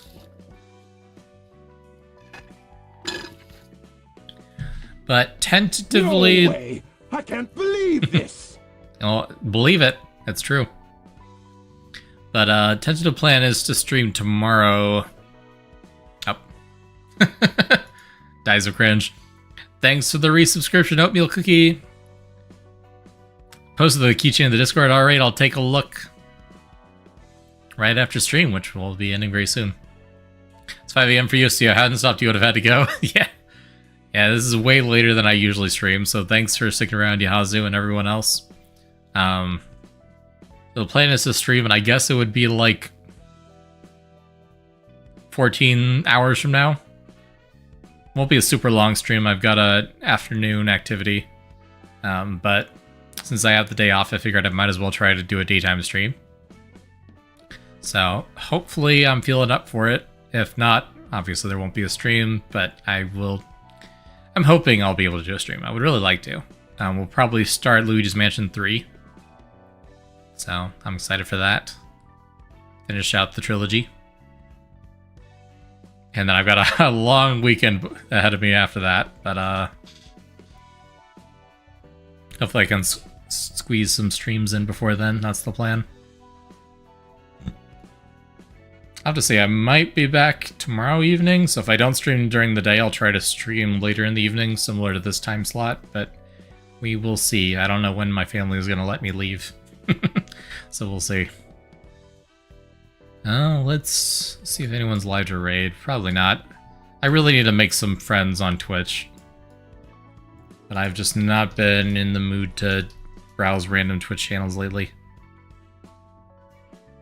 And usually when I'm raiding, it's because I'm too tired to socialize.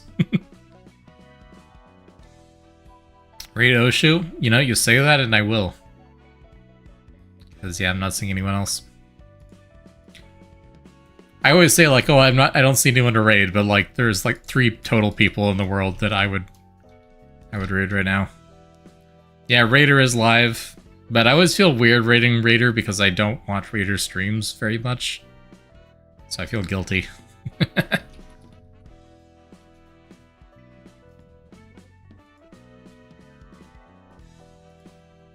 Not because I dislike them or anything, obviously. I just don't watch that many streams to begin with anymore. Takes too much out of me socially. But it's a shame. There's so many cool people that I would love to know better and to hang out with more on Twitch and Discord and everywhere else. And I'm just way too introverted to do it, which is very frustrating. But I hang out with friends like twice a week, and then I'm like, I just want to go curl up in a corner and talk to nobody for 5 days straight after that.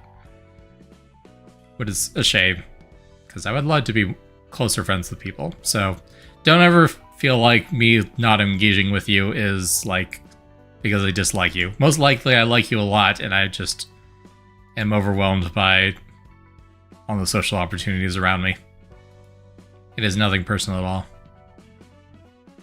Our friendship is a hard path, indeed. Alright, well, have a great night or morning in Yana's case or anyone else is in Europe. And hopefully I'll see you tomorrow. If not, have a great weekend. Happy Easter to those who are celebrating, and I'll see you next time.